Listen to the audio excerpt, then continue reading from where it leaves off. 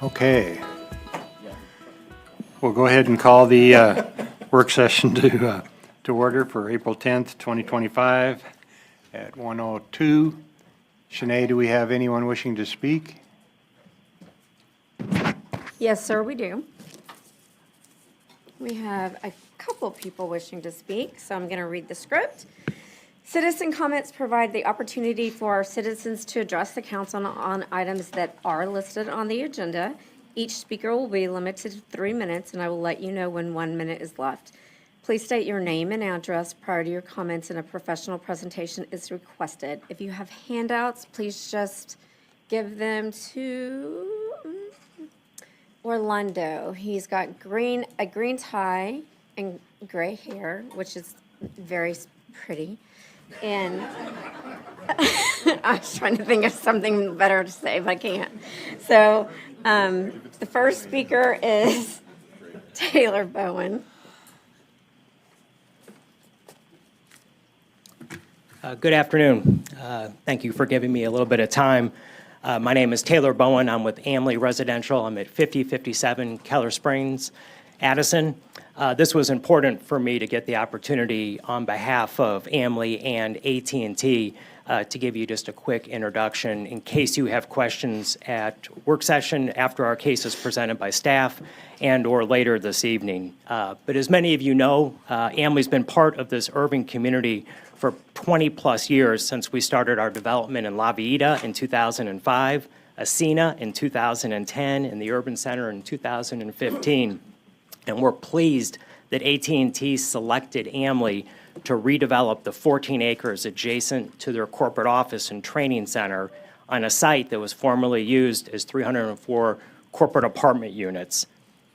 Now, if you recall, there was a zoning case last year where the prior developer proposed rehabbing the existing 30-plus-year-old units. And I want to stress, we are not doing this. We intend to demolish the outdated and obsolete buildings and replace them with 406 new LEED-certified multifamily units and their supporting wonderful amenities.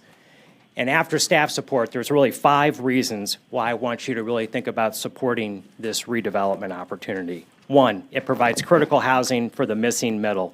Irving needs more housing to support their continued economic growth and to keep and attract employers. It's an important part of the comprehensive plan. We follow the comprehensive plan. We have staff support. And as many of you will hear, we received unanimous approval at P&Z last month. 2, we're going to remove obsolete units and really this kind of blight, and we're going to support AT&T, which is a major employer in Irving. The current site's assessed land value is only $5 million, and it is declining.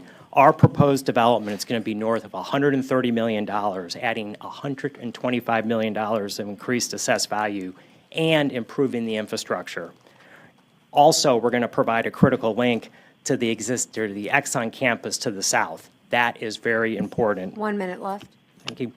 We're going to provide a wide range of housing opportunities on our site, from flats, 700 square foot, to townhome units over 1,800 square feet. It's 4-story surface park. This is not wrap.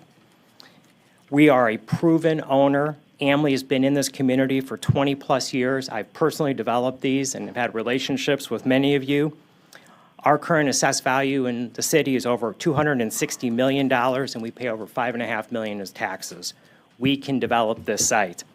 I know there's going to be some opposition. I know there's an idea about no more rental apartments here, and I want to stress that the Las Colinas Association does not allow single family on this site, and it would require a vote of the entire association to change this use. So as you'll see, we have lots of support letters, and we're confident we can redevelop this site. Thank you. Thank you, Ms. Bowen. Yuri Reyes, followed by Elizabeth Reyes. Hi, my name is Yuri. Thank you for the opportunity. Basically, our case is Ordinance 2024-447 CUP, and we're requesting to have our case postponed to the next city council meeting due to the parking variances. And we had some miscommunication issues with, up here with the city. And that caused us to not be at the PNC meeting last Monday, because they had told us prior to the meeting that our case was going to be postponed and that we didn't need to show up. So I think we deserve a better opportunity so that we can prepare better and, of course, have a presentation ready for the event center we want to open at that location. That's all. Thank you. Elizabeth Reyes? Hello, my name is Elizabeth Reyes. I live at 1120 Windmill Lane, and I'm with Yuri. We're business partners on the Ordinance 2024-447 Cup Permit. And again, I'm here to support and also ask for our permit or to be postponed until next meeting. Again, to allow us and give us the opportunity to be able to present in the PNC meeting with supporting information. And that's it. Thank you. Thank you. That's our last speaker, ma'am. Okay. I've got a couple proclamations here, so if the first one is for the library, so if I could get Lynette and her team to come forward.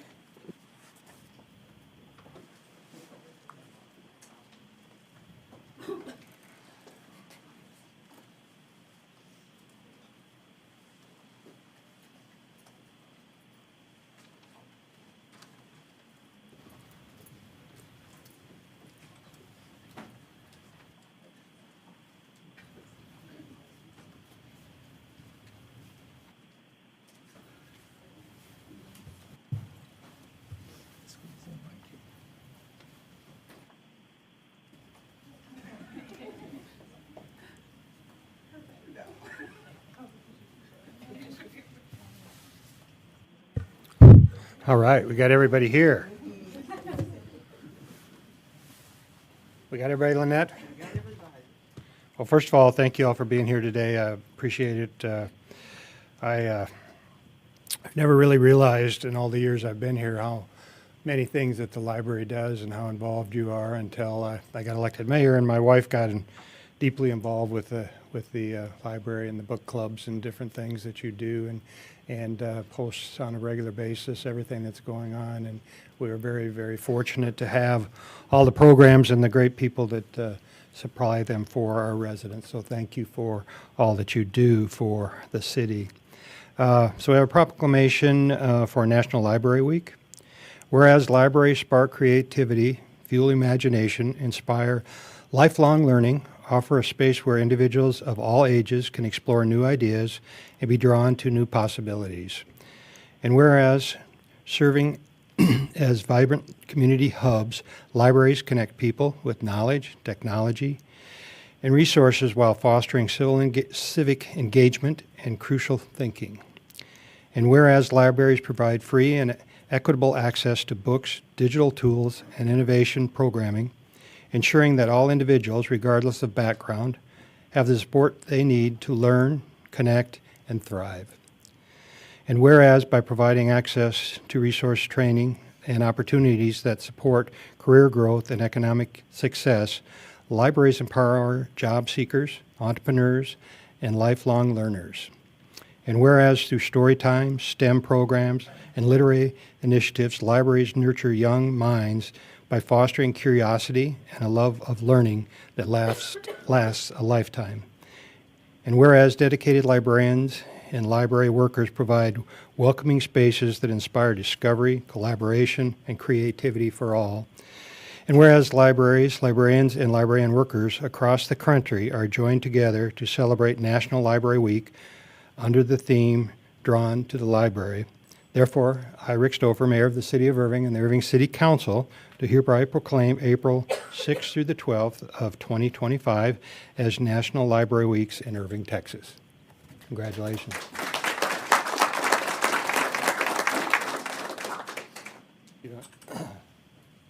Okay. Well, they're going to want a picture of everybody. Make sure we're not cutting you guys in the back.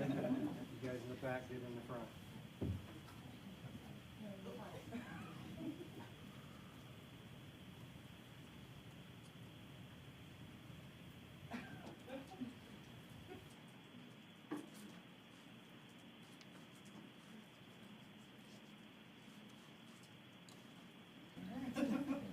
Thank you all. You bet, thank you. Thank you all for what you do. Appreciate you. Thank you. Thank you. You bet, you bet. Thank you. Thank you. Thank you. Thank you, Mayor. Thank you. You bet. Thank you so much. Appreciate you all. Thank you for your support. Oh, you bet, thank you. Thank you. Next, if I could get Heather to come forward. And your team.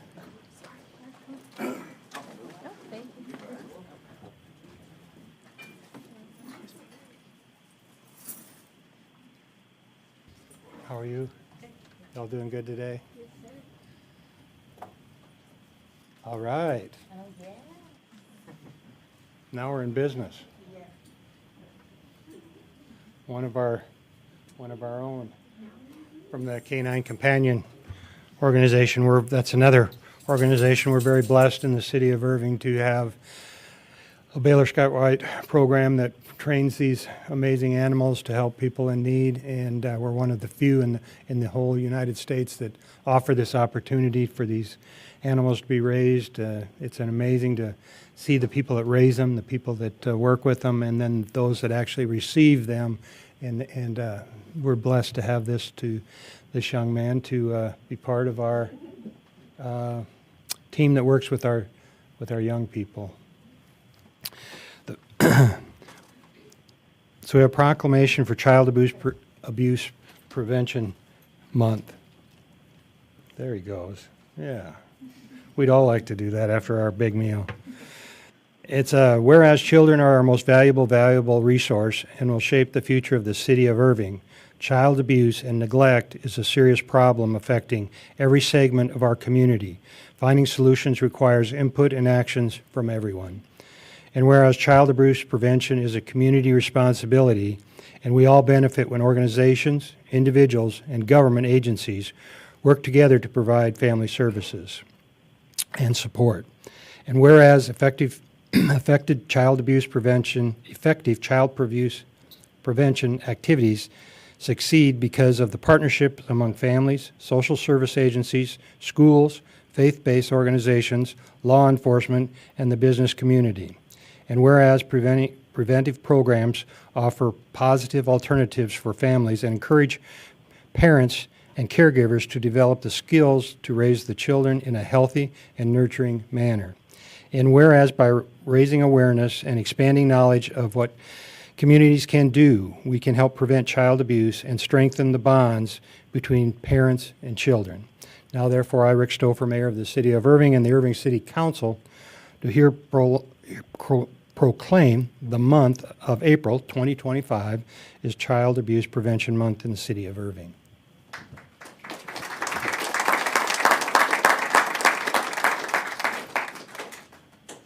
I just want to thank you for recognizing this. At the Family Advocacy Center, we work very hard with individuals who've experienced trauma, and specifically children, which is what Ritter's full-time job is when a child has made an outcry of abuse or neglect. He is one of the first people that children get to meet with, and as they're waiting for their forensic interview, and after they have their forensic interview, he's the best therapist we have on staff, and we're all pretty good therapists, so he does a great job for our children. But really, we want to do the work on the area of prevention. We don't want to have children go through the trauma that we see happen in the investigations and the other things that happen at our center. So that's why we have Kids Rock the Block coming up at the end of the month, April 25th. It's an opportunity for our Irving families to find out what are all the services and organizations that exist for free or at no cost, especially in the summer.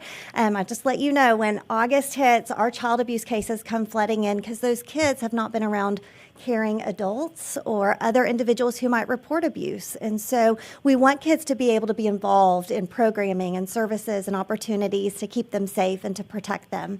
So we're excited to do this, and we're excited as the Family Advocacy Center to hopefully get in a more permanent location very soon so that we can start continuing to provide excellent services to our child abuse victims. So thank you.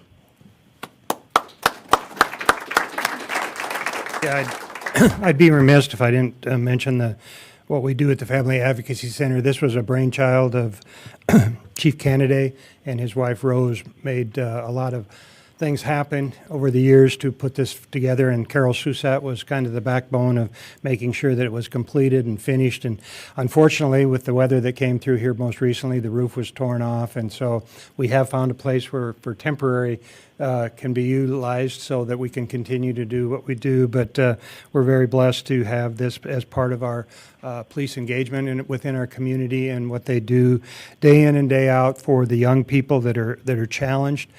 We also are very fortunate to have some partners that have worked with us to provide the equipment that's needed, as far as even things as far as playground equipment and relaxing chairs and things of that, where these young people who are under these challenges, if they have to go to court and talk about them, they have a place where they then can rehab from those experiences. So this is really a dynamic thing that we have within our community, and we are very fortunate. We're one of the few communities that do recognize these challenges, and we're blessed to have the staff that we have and the police department that we have that work day in and day out to make sure that these young people who are in need of help are helped. So congratulations on all you do. Thank you for all you do, and we're very fortunate to have each and every one of you.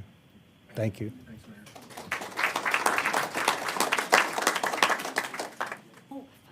We got to have a picture here. We got to make sure we can get Ritter in here.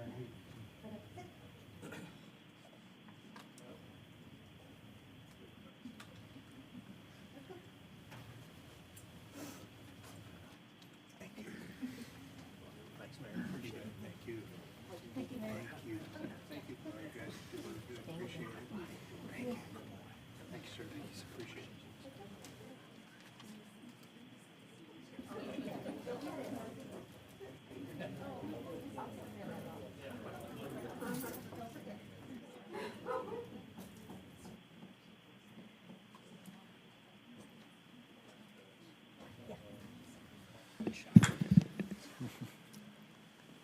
Okay, Chris, that brings us to the city operations update. Thank you, Mayor. Just three very quick items. One, would like to make an introduction. There's a new individual sitting just to my left here. As you know, Teresa Adrian retired at the end of February after 26 years with the city, last serving as our assistant city manager. We're very fortunate to have Rachel Wood as our new assistant city manager. Rachel comes to us directly from Asheville. But before that was with the city of Charlotte in North Carolina, and before that was, actually maybe it was Denton, right before that, and then Charlotte, I believe, before that. But has a lot of good Texas experience in Denton. So with that, I'd like to welcome Rachel, and this requires a speech, of course, Rachel. There was no mention of impromptu speeches during the interview process, but I'm learning that's something we do a lot around here. Mayor and council, it's very nice to meet all of you. I'm on day 14, so for those of you that I haven't met, I'm excited to work with you. Everyone has been extremely gracious so far. I've been very impressed with the level of professionalism of the staff and excited to become a part of this community and serve this organization. Very good. Thank you. Welcome. It's great to have you, Rachel. Looking forward to continuing to working with you, and appreciate your willingness to come serve the citizens of Irving. Definitely appreciate it. Next, we have last month on ICTN, April. Good afternoon, Mayor and Council. April Riling, Director of Communications. Pleased to present to you all last month for March.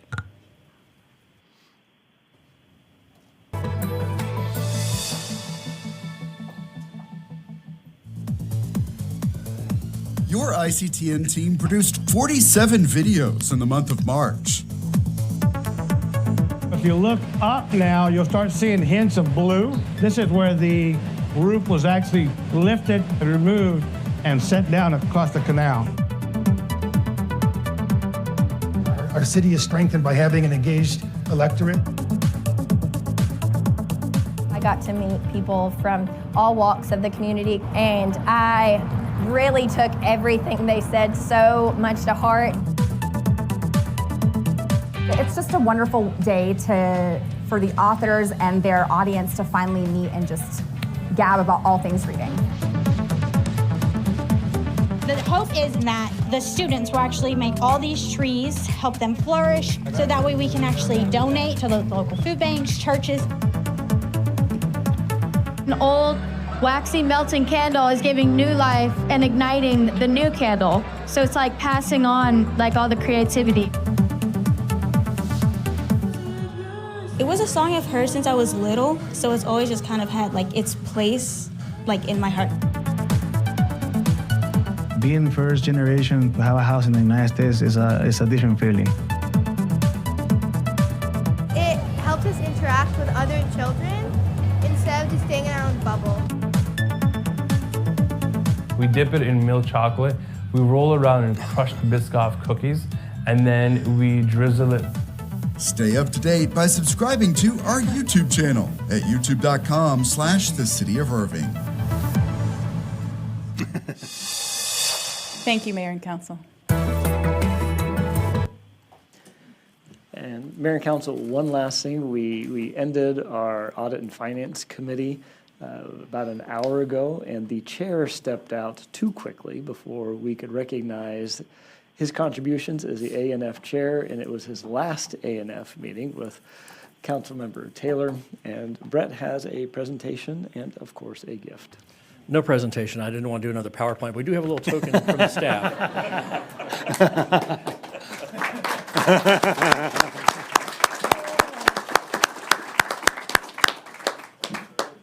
Appreciate it. I had to step out to stop an eviction, that's why I left. But appreciate y'all very much. It's been a pleasure to serve on Audit and Finance as the chair. Come up to the microphone, sir. Yes, I know. As the chair of the Audit and Finance, I appreciate all the council members' engagement that have been there to come to learn how we utilize and spend our revenue dollars and how we execute those expenses to make sure that we are doing what the citizens would like us to do based upon their surveys. So it's been an honor and a privilege to work to make sure we get the citizens that they need and their asks and their wants through their surveys in a very responsible way. But there's a lot of people in council that have spent time coming to audit and finance meetings that are not on that committee, but it's a very responsive committee. There's a lot of extra time that you do from the SBP to the firefighter pension fund. I'm leaving more educated now on what I thought I knew compared to what I knew. And I want to thank Brett and his finance team for the hard work that they do and answering questions at 10:30 and 11 o'clock at night when I have one. And when I want something on the agenda, putting it on the agenda. So it's been an honor and a privilege to serve as the chair of Audit and Finance Committee. I took up after Oscar Ward, who served on it for a long time, and so I just appreciate the recognition, and thank you.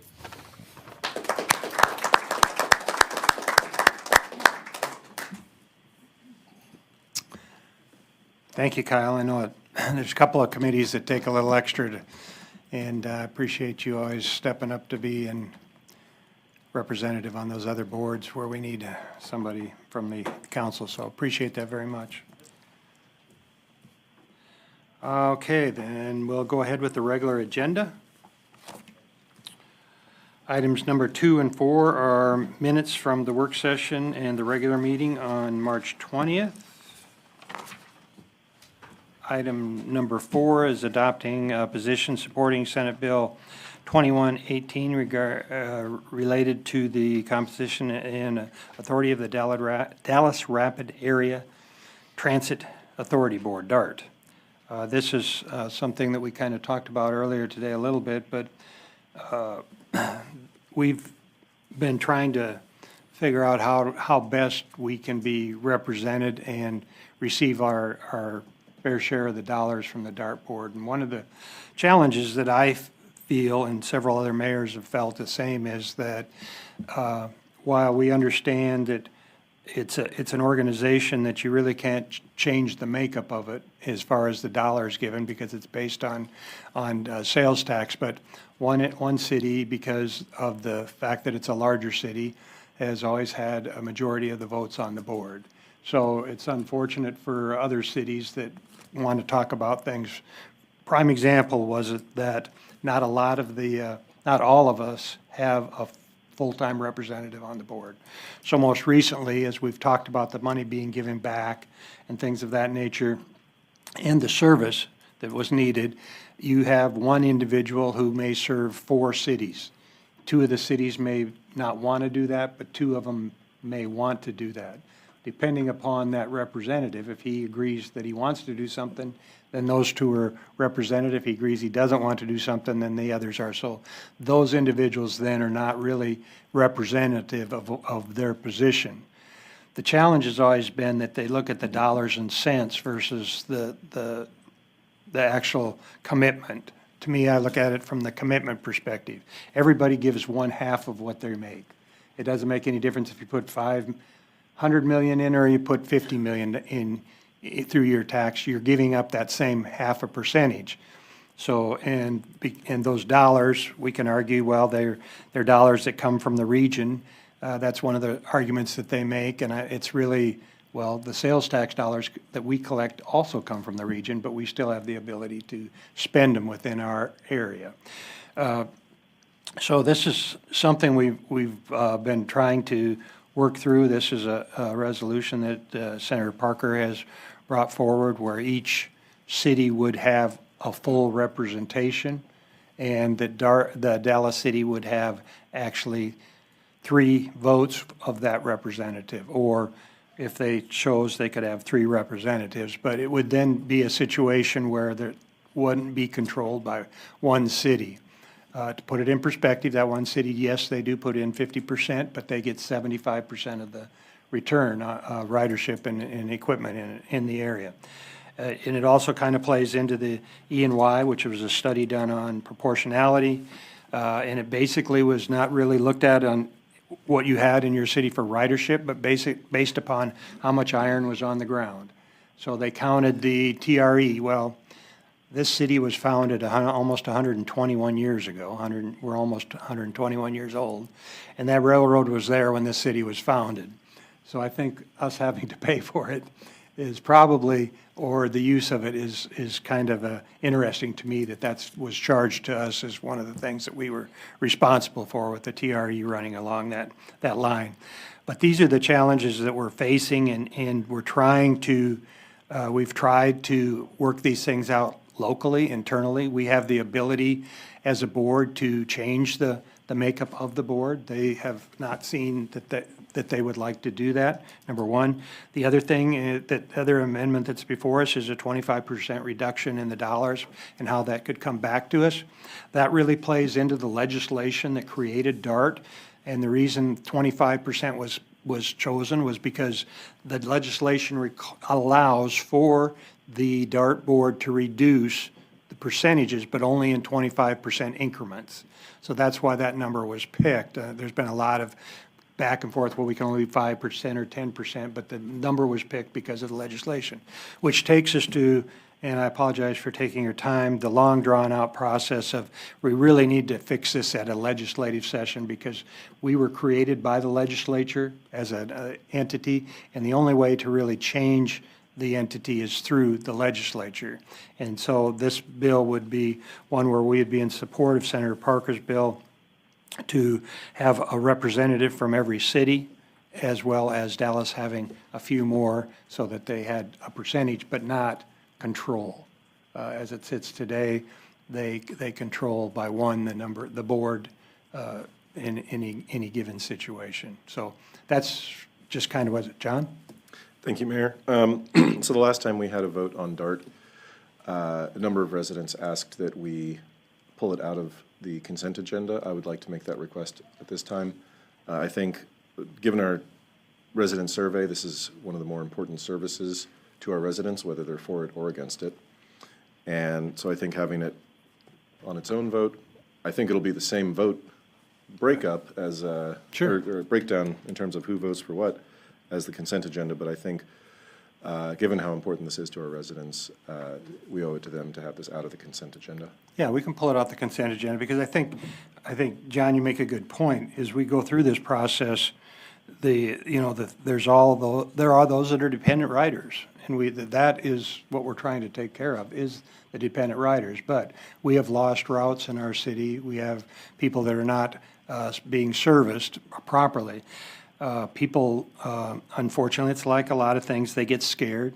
They're assuming we're going to pull out a dart, and they're not going to have a way to move forward with this. Well, as we've already discussed in other meetings, this wouldn't be something that would be done overnight. It would take a vote of the citizens. It would have to be a vote called, number one.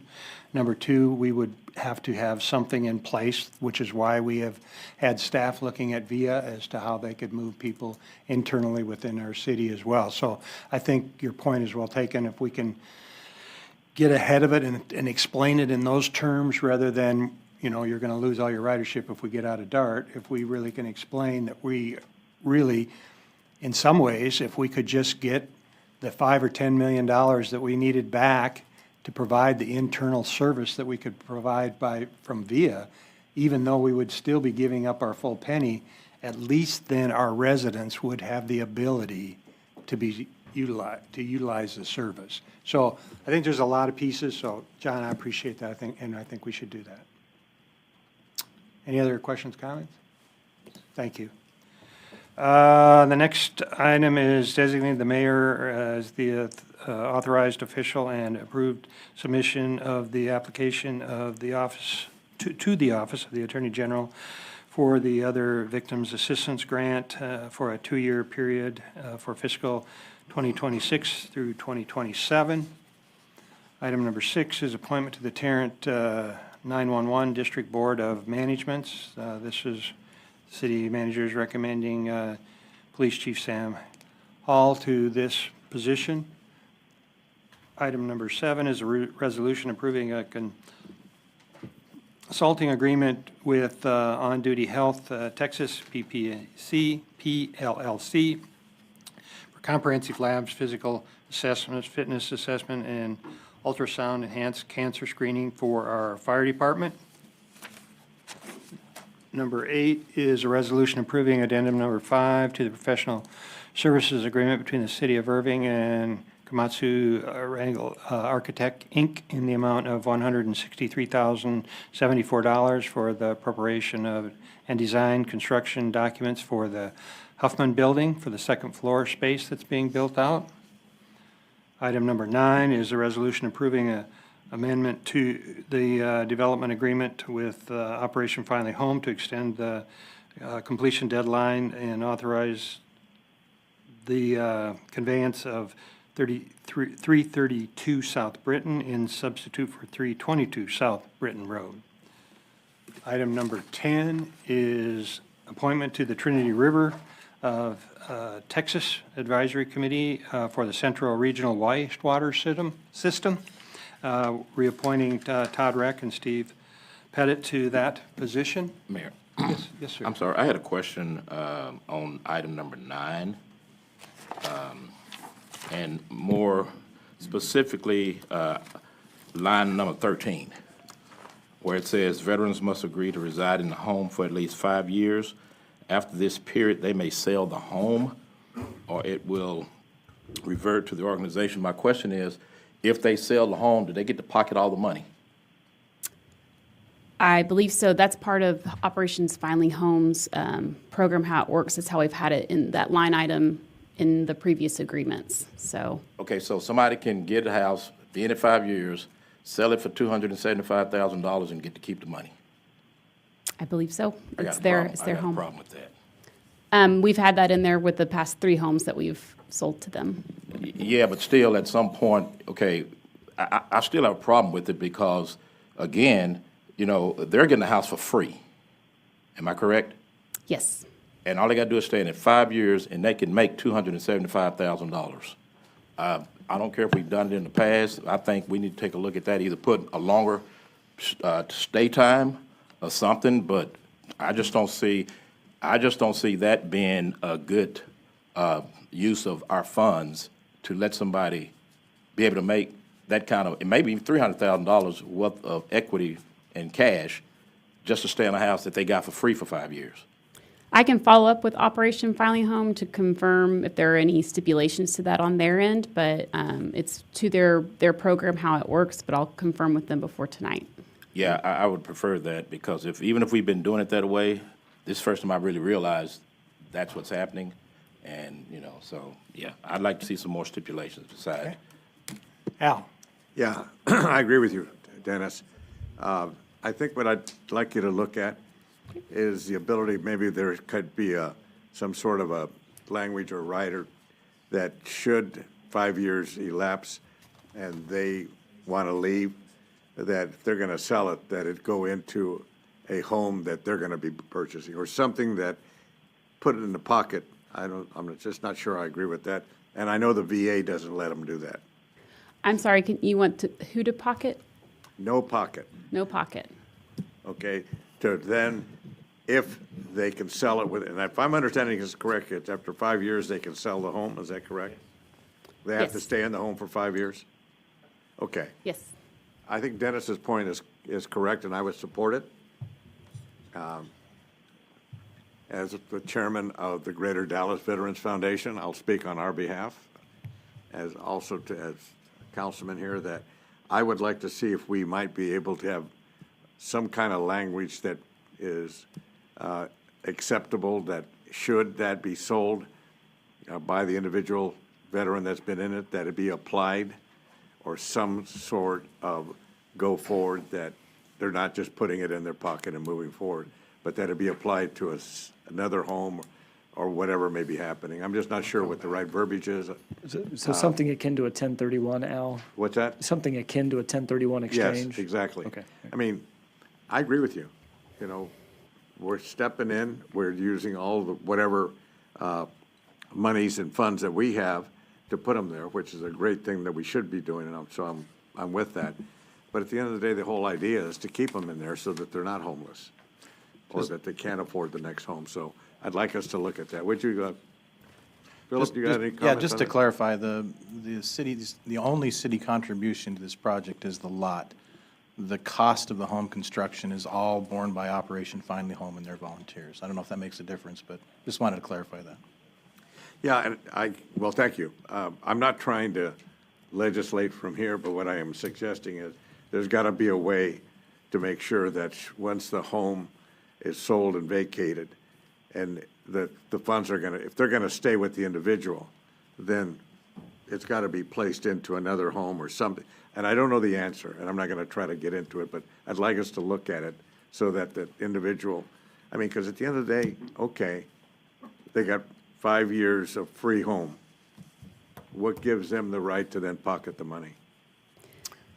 What we can Don't do- answer me, but- What we can do is we can pull this item so that you can, do the research on what's, Philip? Pulling the item, the agreement expires what day this month? The 25th. The 25th, so bringing it back. 16th, It sorry. would be in the form of a new agreement, because the existing agreement would expire, so we would have to bring it back in the form of a new agreement. But didn't you just say to me that we've done it to previous homes? This current agreement includes 2 previous lots that have already been conveyed and built, and then this is phase 2. The original home was in 2019 for the first agreement. This is agreement number 2, which included 3 lots. And this agreement followed the same template as the first agreement. Okay, has the first agreement reached 5 years? The first agreement was for 1 home, so it was done. And so we're in agreement number 2, and we reached 5 years on April 16th. That wasn't Sorry. my question. Has the first 5 years reached maturity? Since the first home for Sergeant King.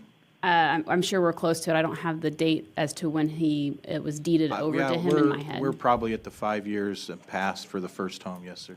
I guess what I'm suggesting then, if we haven't reached that maturity, we may have time to then do what you have to do to try to look at if there's some language that money just doesn't go away. If we're, at the end of the day, it's not about letting an individual pocket the money. If they're going to pocket it and they're going to sell it, you know, they may be downsizing. I don't know what the deal is, but they got to put it back in so that they're not going to be homeless.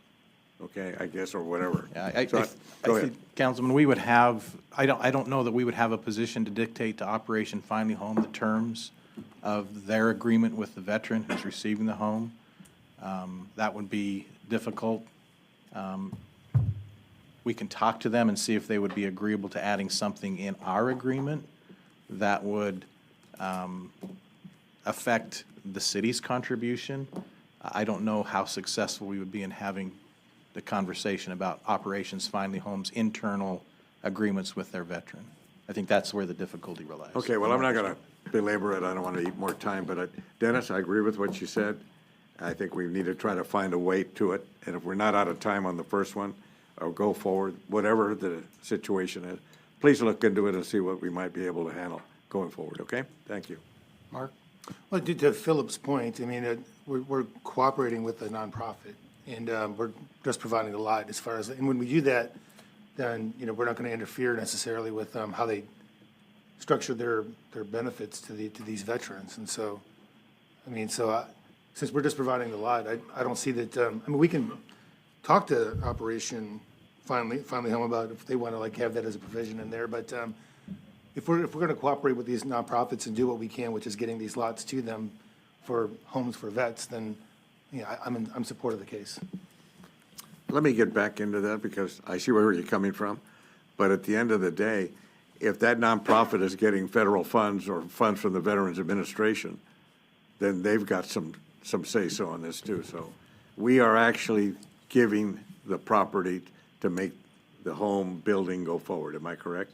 Yes. We are giving the lot over. The way this program works is off of pro bono donations and time. I'm not aware of any, it's not associated with federal funds. This is a Well, completely different project. We're giving it to who? The nonprofit?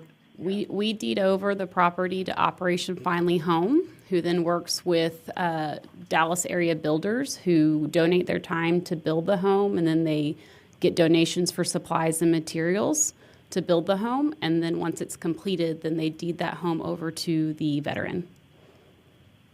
Okay, well, I'm not going to argue it at this point. I just have to tell you, and I agree with what Dennis said.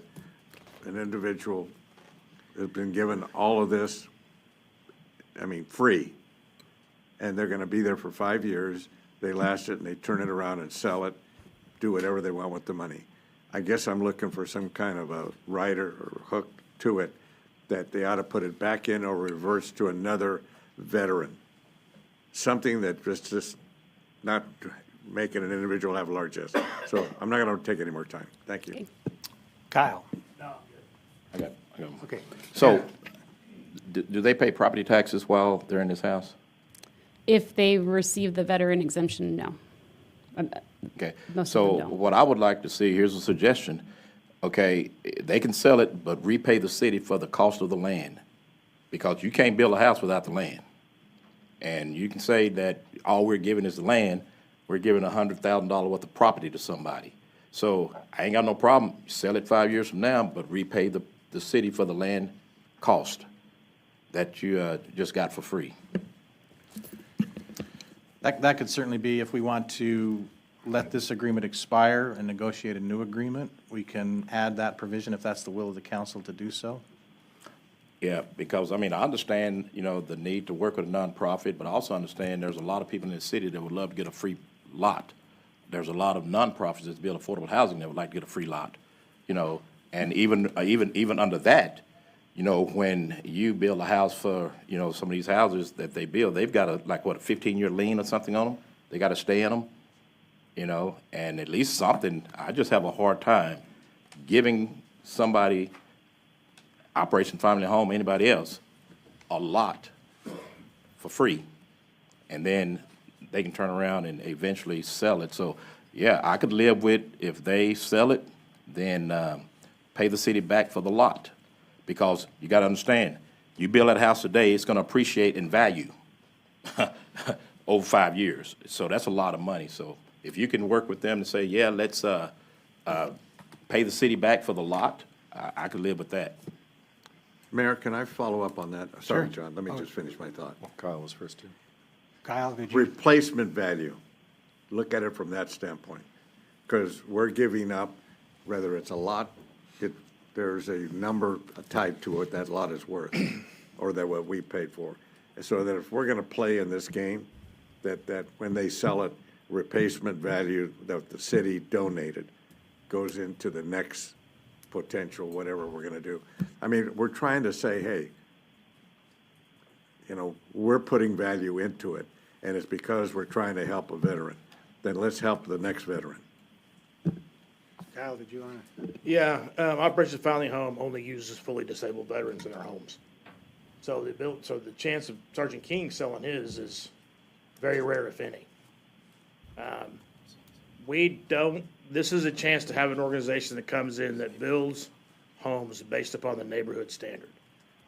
There's a lot of other nonprofits that build homes in this city that we have not taken that we have not questioned their ability to build stuff like this.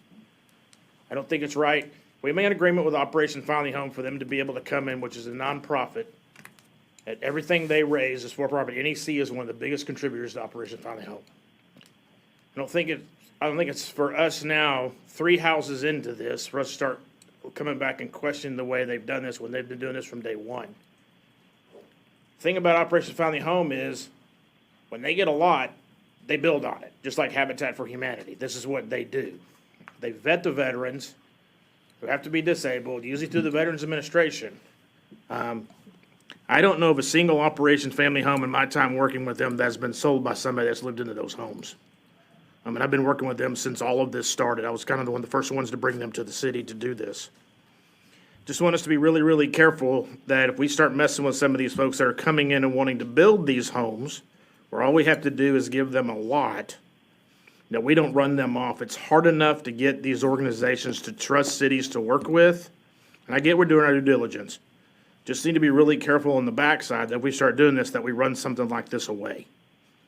Because the veterans now that are in the home, the last one we did with the Navy, and I can't think of her name, she now volunteers in the community as best she can, and she's not going anywhere.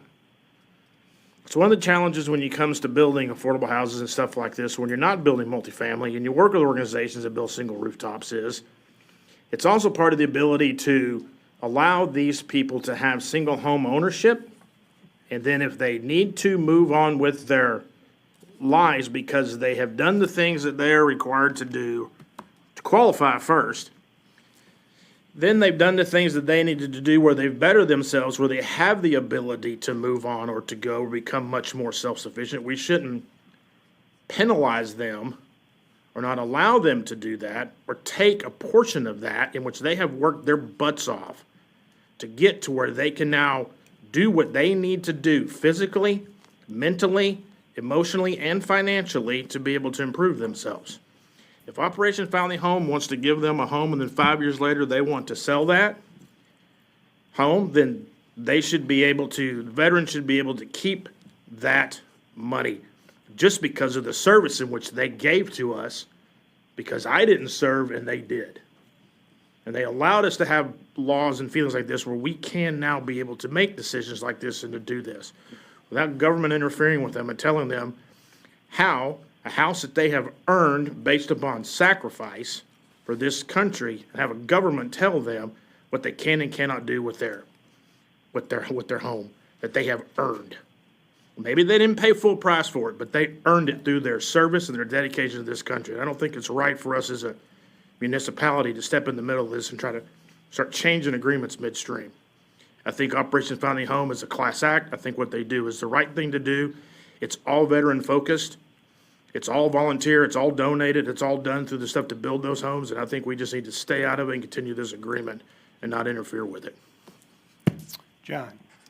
Thank you, Mayor. So has 322 been conveyed to Operation Family Home yet? No. And so obviously 332 hasn't. What would be, practically speaking, what would be the consequences of letting the current agreement expire? If you wanted to move forward with continuing a partnership with them, we would have to do a whole new agreement. It would just be bringing a new agreement back. So the question is really,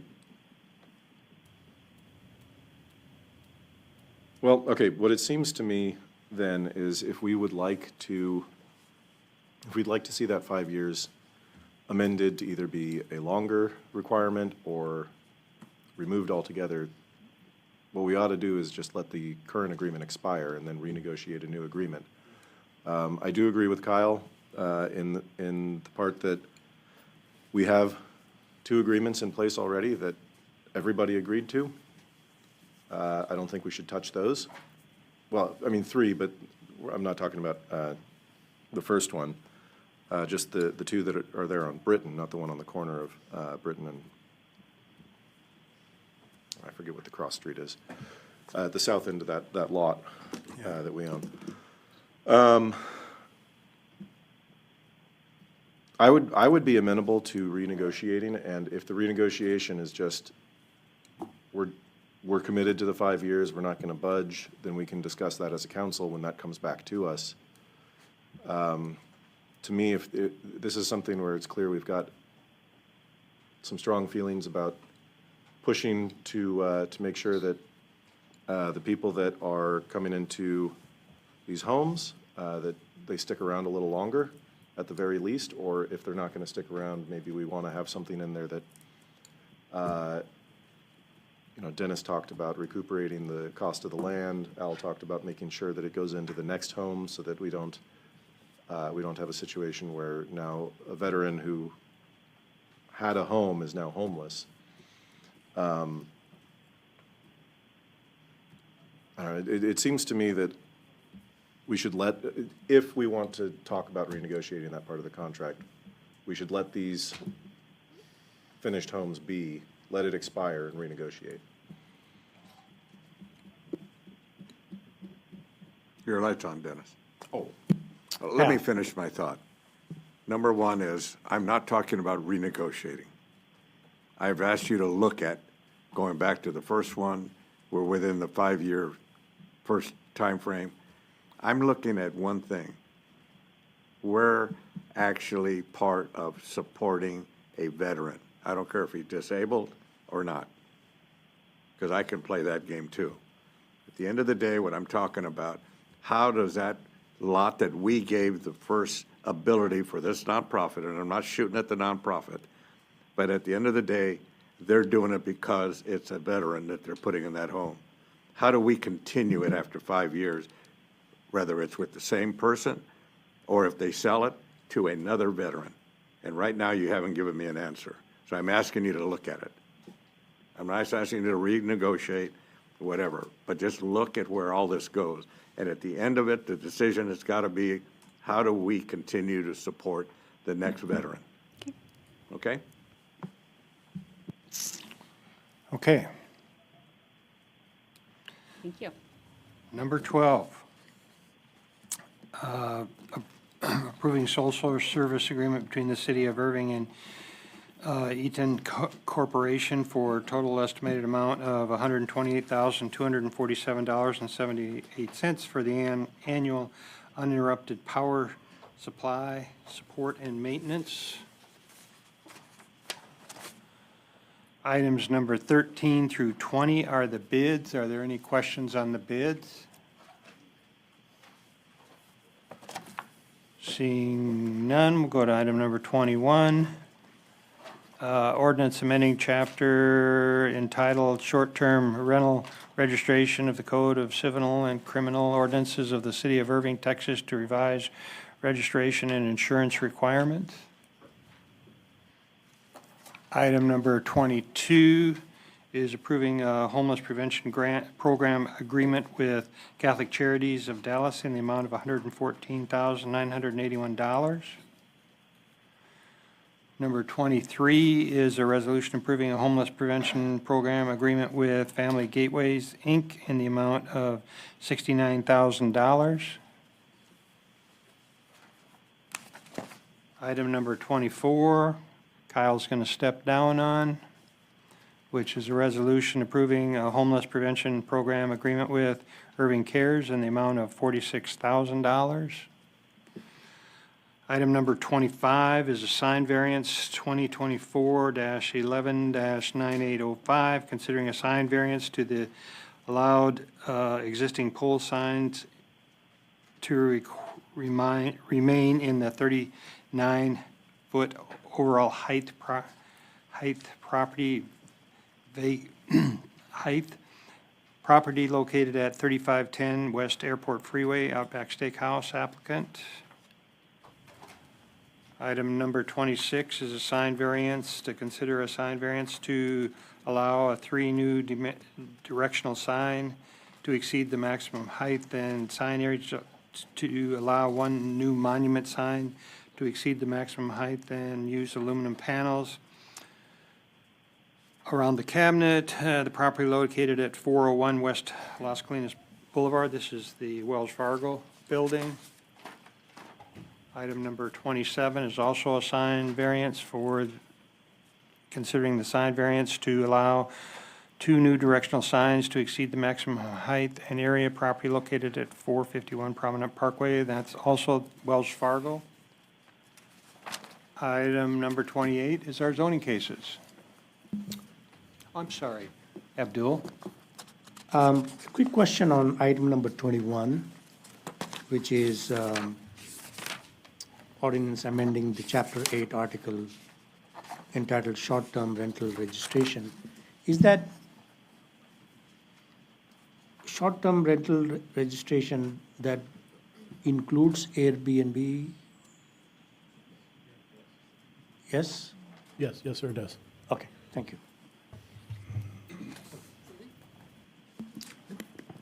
Yeah, I had a question on 21 as well, but last meeting I brought up, whether the police department would be informed of people registering for STRs. Do we know, what's the answer to that? The police department? Yes. Yes, the police department's provided a list of our registered STRs so that the dispatchers and the officers responding have information that the property they're responding to is a short-term rental. And will the police department be notified of who's renting an STR? Oh, of who's renting, like the guest in a hotel, that sort of thing. That is not part of our current operation. The city doesn't have any information from the hosts as to who's renting their properties. Okay, all right, thank you.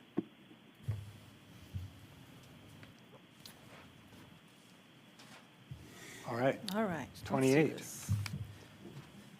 And I believe one of them was the 2 speakers wish to pull one of their cases. Was on. Yeah, I'll get to that in a second, address which one. Okay. I just know they were waiting. I just wanted to make sure. Okay, sure. Jocelyn Murphy, Director of Planning. We have about half our cases tonight are cases that were postponed from the last meeting when we were trying to lessen that agenda. And then the other half are just normal cases that we're trying to keep a balance on, so. The first case is one of our postponed cases. It's 4216 South at Greenview.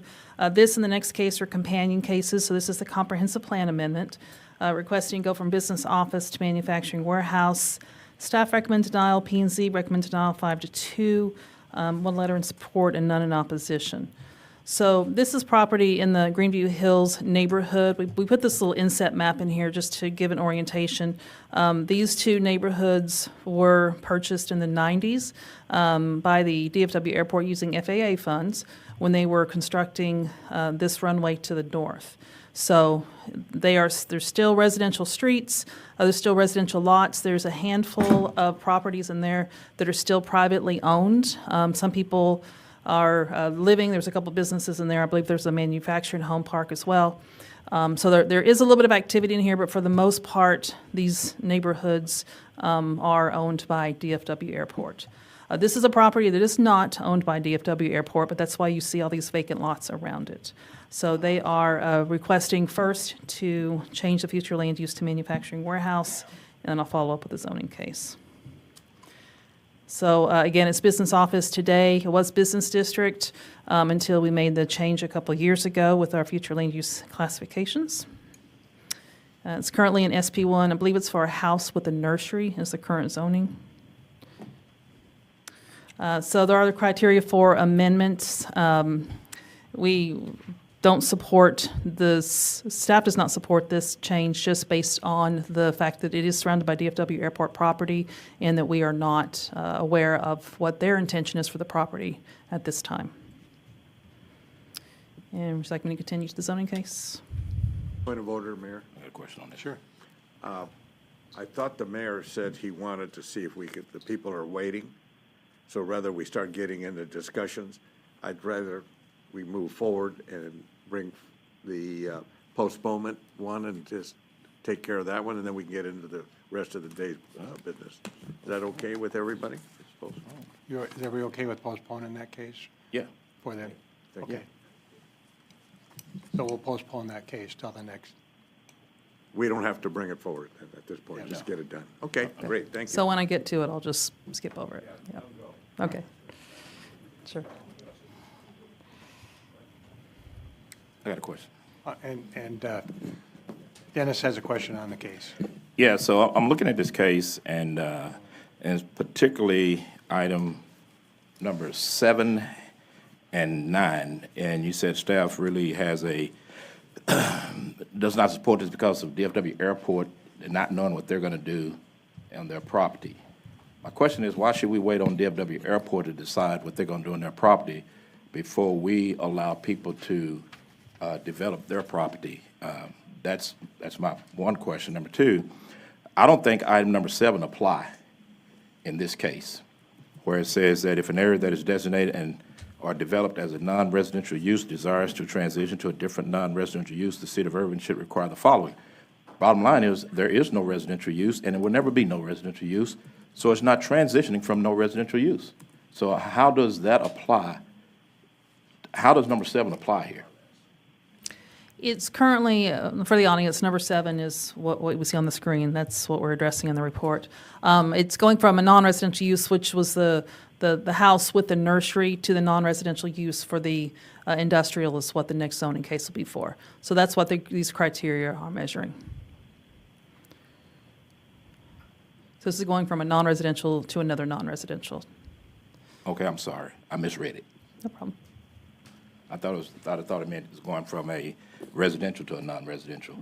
Okay, but I still, though, have the question as to why we are not allowing a developer to develop his piece of property, and we're depending on DFW Airport to kind of, the way I heard it, kind of help make our decision. What is the reason for denial? The current future land uses, do you want to, I thought you were speaking to it, is for business. He's like, see ya. Was business district, now it's business office. So I think our perspective would be to look at the area as a whole. And I know there's been kind of start-stop conversations with DFW Airport in terms of what their intention is here. This is something that we can bring back to the city council. Again, the city does not have authority over any majority of the property except for the individual properties that are still privately owned. But from our perspective, it would just be looking at the area as a whole to see which direction we think it should go. So let me ask you a question. So if DFW decides they want to put some warehouses on that property, can we stop them? Okay, so we have no control over what DFW is going to build out there. So even though your desire is for that to be business office, I guarantee you DFW is not going to be a business office. They're going to be a warehouses. And so, so if we got an idea that we're not going to really get offices out of DFW, why, again, are we denying this developer an opportunity to develop this piece of property? And then I'll just shut up, because I support the developer being able to develop his piece of property irregardless of what DFW Airport is going to do. Okay? Okay. So I'll go to the zoning case, which explains. Mark. Yeah, so, go ahead, please talk about this one. Okay. So they, again, are wanting to go from SP1 for nursery and a house to SP1 for essentially a warehouse with a set of variances. Again, staff recommend denial. P&Z was denial 5-2, and it was a postponed case. So again, you know the site, you know the future land use. This is their site plan. It would be about about 22,000 square foot building. Their primary access will be on 161. There's already a driveway there. But there'd be a picture. There's already a driveway there. I'm not sure what the history was of it being constructed. Dan may have a little bit more. Fire did have concern about having a driveway onto Greenview. Greenview was constructed and has the structure of a residential street because that's what it was. So the road infrastructure and the water and sewer infrastructure is residential based. So that is the basis of staff's recommendation for denial, is that the infrastructure is not set up for a warehouse. But this is their planned layout. Their variances are the setback to 161 should be 40 feet. They want 25.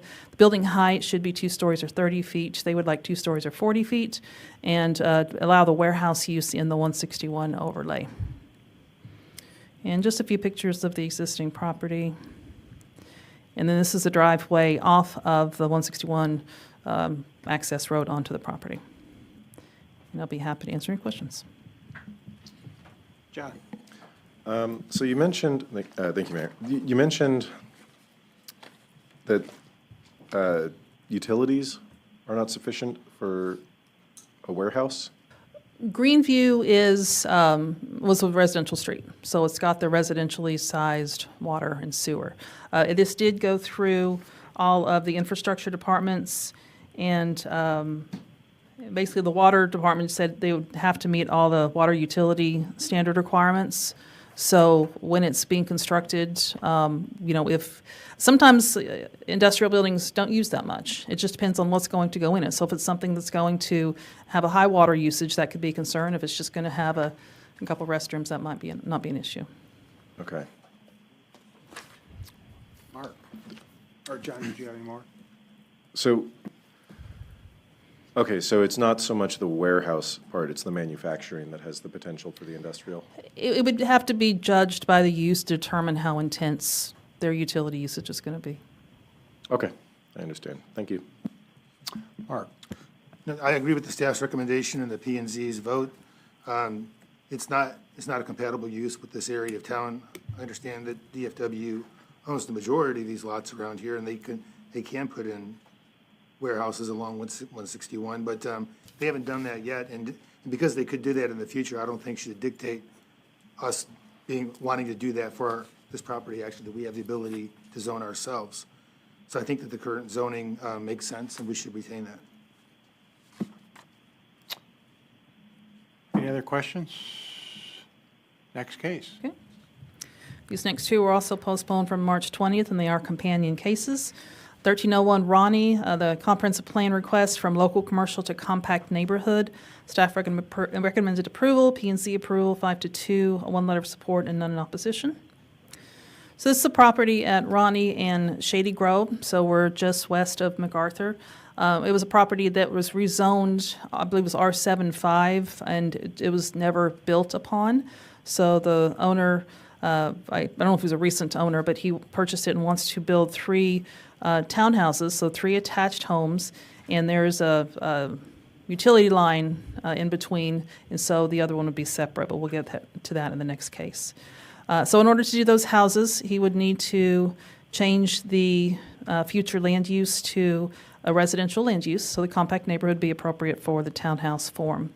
Staff does find, without going through these in detail, that we do support the change to from neighborhood commercial to the compact neighborhood.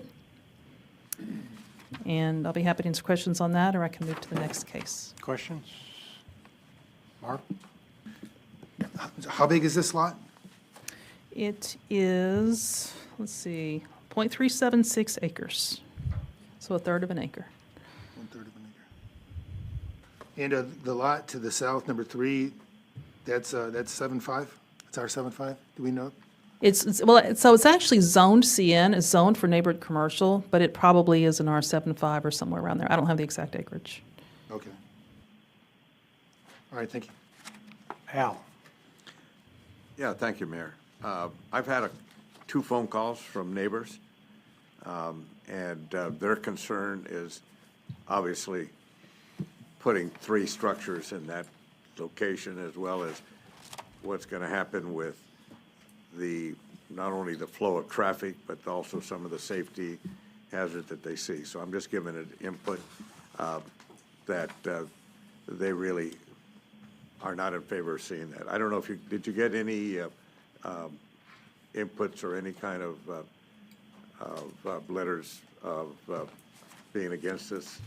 No, I believe we had 1 letter of support, Yeah, we had one letter of support, but we've had discussions about the fact that there's that little curve in Shady Grove, and it is a tough curve for visibility, there's no doubt. That's what they basically brought up to me, and that was the traffic and the safety thing. So I just wanted to put it out there for us to consider it going forward. Okay? Mark, did you have any? I'm sorry. That's okay. All All right. So the zoning case then is going from the R75 to RTH and RZLA, which is a zero lot line. Staff approval, P&Z approval 5-2. Again, the site, future land use. So this is the division. Again, the only reason they're dividing it, he would like to have done connected, but there's a 10-foot utility easement going through, so they'll essentially be the same, just has to have a 10-foot separation. This is generally what the layout could look like with the 3 townhouses. He doesn't have the house on this, be the northern lot. There's also a right-of-way in here where some of the neighboring properties have access into theirs. So we've been working with traffic to see if maybe these properties could get rear access. The little curve on Shady Grove is a challenge no matter what part of Shady Grove you're getting into. But this little, it's almost like a tie. But this is kind of a rear access for a few duplexes and then this house. So a few things we're looking at. Here's a picture of the property and from the north, and of course Shady Grove. And across the street is a little commercial strip center and apartments. Be happy to answer any questions. Any questions? Okay, go on to the next one. Okay. Oops. Next case is 300 Loop 12. Again, also postponed from the March 20th case. This is the Edge data center. It's an expansion of the Edge data center, wanting to rezone to SP2 for ML20A with data centers of permitted use, with a couple small variances. Staff recommends approval, P&Z approval 5-0. Again, the property here, this large one, is the new Edge data center, which opened a few months ago. This is a truck stop currently. I don't know if they purchased it, if they're under contract, but the intention is to do a second data center on this site. The future land use is manufacturing on this side of Loop 12. It's kind of a mixed bag of industrial zoning and commercial zoning, so that's what this request is, to take this CC to commercial or to industrial in order to allow the data center. So a few variances, it's just a fence height. So in a front yard fence, it should be the shorter fence, 50% open. They want to do an 8.5-foot fence with a little bit of visibility, obviously for security. A front setback on Loop 12 should be 30 feet. They want 15. And for data centers, to not have to screen the rooftop equipment on the existing data center, which is the Edged, the one on the east side. So a few pictures, the existing truck stop, and just the surrounding area. Be happy to answer any questions. Al? Or John, I guess you. I'll speak. I seen 3 all at once. And All right, good, okay, I'll tell you. Impact on Encore or whoever the utility is providing enough. So this is a picture to the south is actually one of the largest Encore substations that we have in the city. It's probably on the right. I know we have a couple of major, some of the heavier, I think almost 356 kilovolt, whatever it is, but the larger transmission lines going through. And so this is, they are directly adjacent to one of the largest ones we have in the city. In terms of capacity, that's an Encore question. Everybody goes to Encore and says, can you serve us? And they say, go do a study, and that's where they are. But in terms of connection, they have a direct connection to a substation. That wasn't I guess that was not my implication of the question. It was capacity, because they're going to have maybe 2 operations there of data centers, so that's going to. Yeah, that's just an Encore question. Usually the answer is go do a study, and then we'll address the capacity after your study's done. But I can't answer an Encore question. No, I understand that. Yeah. Unless you were doing something at midnight I don't know about. Yeah. Anyway, now what I'm trying to get to is we're going to be dealing with this prior to knowing what the impact is as far as to the load or overload of that area at this point. Just a statement. Okay. John? Thank you, Mayor. I was curious just about the zoning itself. Was the application, did the application get in before the CUP Yes. change? Okay. Yes. Well, then that answers my question. Thank you. Mark? Yeah, so we talked before about locations for data centers, what would be appropriate in the city, and this area seems great for that. And as far as Councilman Zaponte was talking about with Encore, the staff has had communications with Encore, has it not, about whether about expanding substations into this area? We talked with Encore. They were very, very gracious and came to us a few months ago and just talked about what the process is that they go through when people come to them and ask about, I want to do a data center, what do they work through? And usually, again, the answer is we'll do a study. They don't tell anybody yes, they don't tell anybody no. But we do keep in touch with them, and I know I personally created a contact with them that they're very responsive if I have questions. With the data centers, a lot of times we've seen these cases come up, and there's always a question of redundancy, so that not just one substation, but two. Is there two substations near? Are there two substations? No, but it's one very large substation. So this whole site's the substation here, and then they have another one over here. Is that not something that they require, is two sources of substations for data centers? Yeah, I've heard that from multiple sources, that there has to be two. There are Chad says multiple. yes. He's the IT guy back there. So. Yeah, I mean, They do require two. So where's the other one for this data center? Yeah, I can't answer an electrical engineering question per se. Yeah. Okay. You want to come up and answer?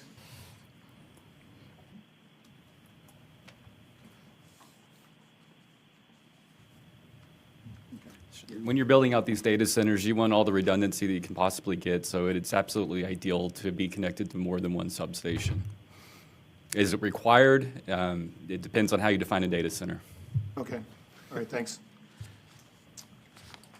John? Just one follow-up question, actually. Do we have any more pre-CUP data centers in the pipeline that we need to know about? No, this is the last one. Last one, okay, thank you. Abdul? They have an existing edge data center, right? Yes, the big, large white building is existing. Mhm. So now the second building is coming up on where the truck stop is? Correct. So they're going to take down the truck stop Correct. and build another, okay, thank you. Okay, no other questions? I'll chime in a little bit on this. Luis and I had the opportunity to be out there when they opened this facility. And it's kind of a unique in that they have an internal circulation of the water, so they don't use the water like most of them do in and out for cooling and things. And they actually have the ability to put through some of their generation power back into the grid. So this is kind of a unique one that they've have their arms around, and they've been able to come forward with something that's a little bit different. So it's I think, as we start talking about these data centers, this is a good location. It's right there. It's got good power access, and the fact that they're looking at it from a different perspective on how they can be more energy efficient, not only with the water, but with the electricity as well. Luis? Yeah, just to agree with that, it was a great, we visited the place, and they obviously showed that they have peak technology, because some of these data centers that we have sometimes come with a level of efficiency of use of electricity that is not as desirable to. So looking at impact on the grid, this is really good. And yeah, it's in my district, so it's great. Great stuff. Mayor, if I could just make one other comment. There was a question about the existing substation. I think there's land on that substation site that they're, correct me if I'm wrong, Orlando, or they're expanding that substation there, correct? So I know we've been having some conversations over the last several months about their expansion plans for that substation. Yeah, I think we've got a couple that are in the pipeline that they're looking at how they're working with our fire and others to make sure that we have adequate ability to service those areas. Josh, could you pull up the map that shows how it's located in that whole section? Yeah, This one here? so it's east of Loop 12. Yes. Okay, thank you. Kyle. Yeah, I was out there just recently and talking to the plant director out there at Edge, and he said that you're gonna start seeing people starting to grab land for data centers because there's close to 300 that have been identified and earmarked to come to the DFW area in the next couple of years. So I'm always excited to know that from my time from council, we went to storage of old stuff to storage of data now, because there's storage centers everywhere. So, but, yeah, and that's the other thing that he said, and kind of goes back to what Luis talked about a little bit, is he said their technology is changing every 48 to 72 hours on making these things more efficient and doing what they need to do. So, as we move forward, I think we're gonna start continue to see a number of these come forward, and I would suggest that we get out to some of the ones that we know are the better ones to get a full understanding of how they are the best of the business that they do, and make sure that we're holding anybody else that comes into the city to the same standards that those ones like Edge and QTS are running, that are considered the best in the business. Because we know now that there's even some industrial manufacturing companies that are starting to build whole divisions just to work with data centers and changing the way that they're building and creating manufacturing equipment to make these things. So there's a lot of these things coming from what Edge was telling me last time I was out there. So just be aware of that. Abdul. Thank you, Mayor. To the Kyle's point, I think there is a lot of opportunity of data centers moving into DFW area, and there may be a possibility and opportunity for Irving to be one of the location or destination for these data centers. So is there a possibility that we have a meeting or talk with Encore to see whether they could put their substations, upgrade, or put the new, so that we don't have to go to this question of whether they have proper power supply or not for the future growth? You think we could be able to get some commitment from Encore? Yeah, I mean, Encore is, they've got various people asking for service, be it a residential subdivision, I mean, everybody's always asking for service.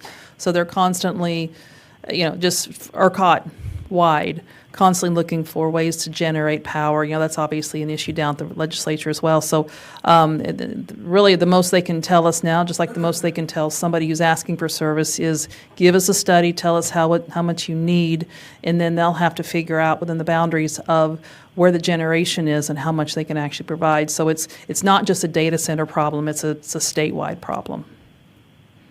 So they don't have extra power No. in Irving, say, for example? No, or we are part of the entire ERCOT network. Okay, thank you. Luis. Yes, so I think we were, there's a few of us that were thinking that this is a really good area for data centers. I was wondering if we could have a conversation on how to expedite data centers in areas where, and facilitate them, and prevent developers from grabbing land for data centers in places where we don't want it.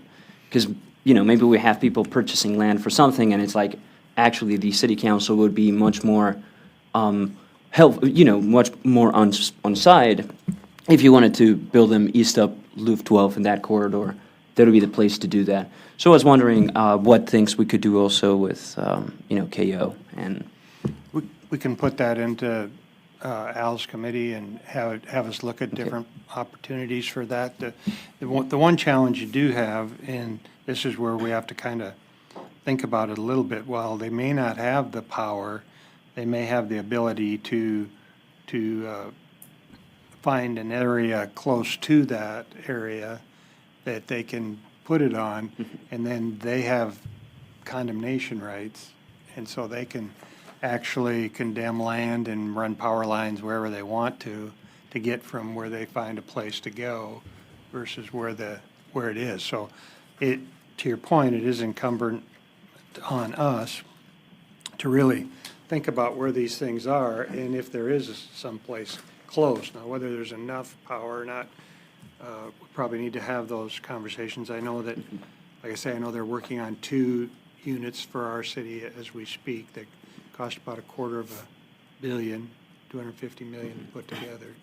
So it's just a matter of where they're located. But as we look at, that's one of the concerns I've always had when you look in some of the northern sector where we have all the utilities buried underground, that they could just come in and put poles wherever they wanted to put poles. So we do, to your point, need to figure out a little bit about, like right here is a big power supply. Obviously, they've got room for expansion in that other area, so this would be a place where they could potentially do something like that. But we could look at it at the vacant land, and that's one of the, and to me, that was one of the reasons we really had to look at warehousing and change it from warehousing, because a lot of the office in Las Colinas has warehouse zoning as well, and so then you could potentially have data warehouses coming out. So we got ahead of that pretty well. This is our last one that's hanging out there. So yeah, we can put it in Al's committee and kind of look through those things. Al?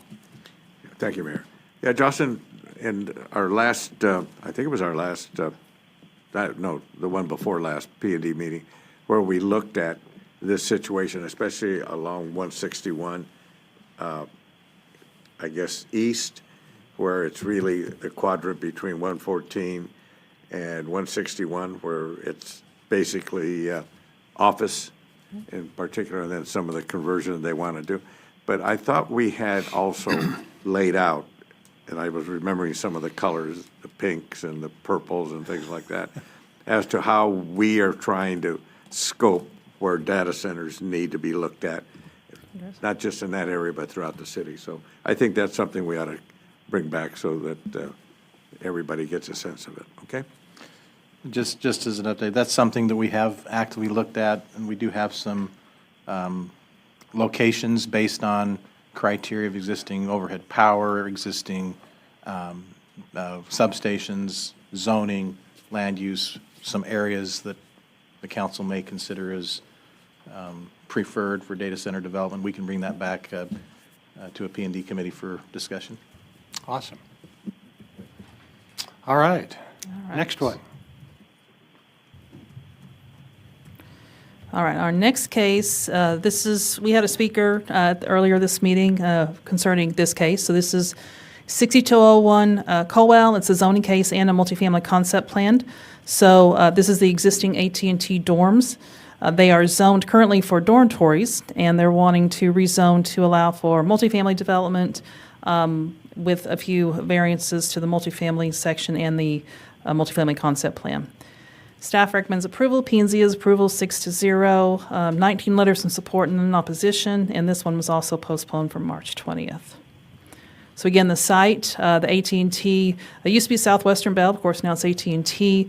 These dormitories were where before the time of Zoom and Teams, when people used to actually physically have to come in for training, they would come here for a period of time and go next door for their training. Obviously, it's no longer needed, and so this has been put on the market. It is future land use for multifamily because of the form of the dormitories that were on the ground.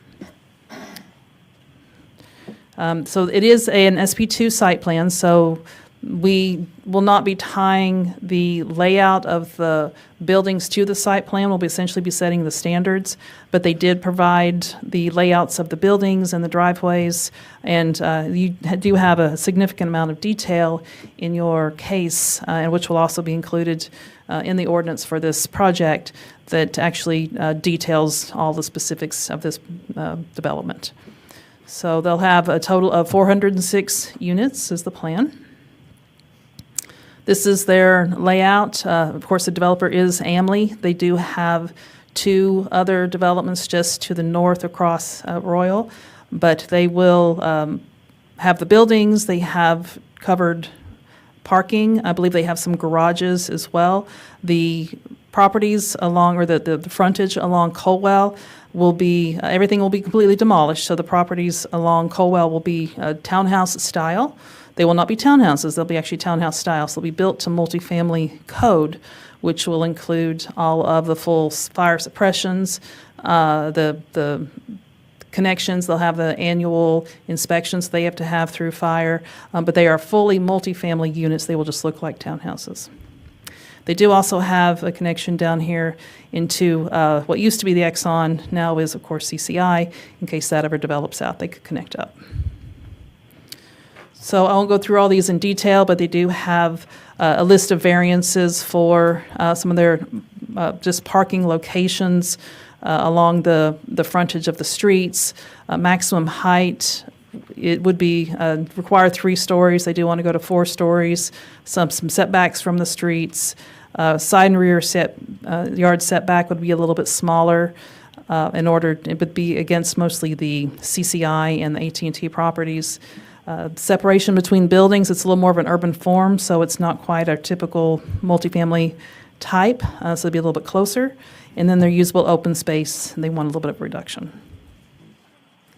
Here's some of their illustrative drawings. Again, the picture on the bottom are their townhouses at Woodfront Colwell. The rest of them are all internal buildings. And here's some of their illustrative drawings and pictures. And this is the existing property, of course, the entrance, the existing on from Colwell, and just some surrounding properties. I'll be happy to answer your questions. Mark? Right, so I'm of the view that for this area, that more multifamily is not the direction we should be going in. I think we've seen a lot of success in executive housing that's come up in the area with Avadine and with the city property over there. I think it's bringing in families and people of an economic level that can support our businesses. And I think that we're actually seeing the benefits of that with the additional activity like HEB and on 635 and other businesses. And we should continue in that direction as opposed to more multifamily. We have a lot of multifamily up there as it is. And so I'm not in favor of the case.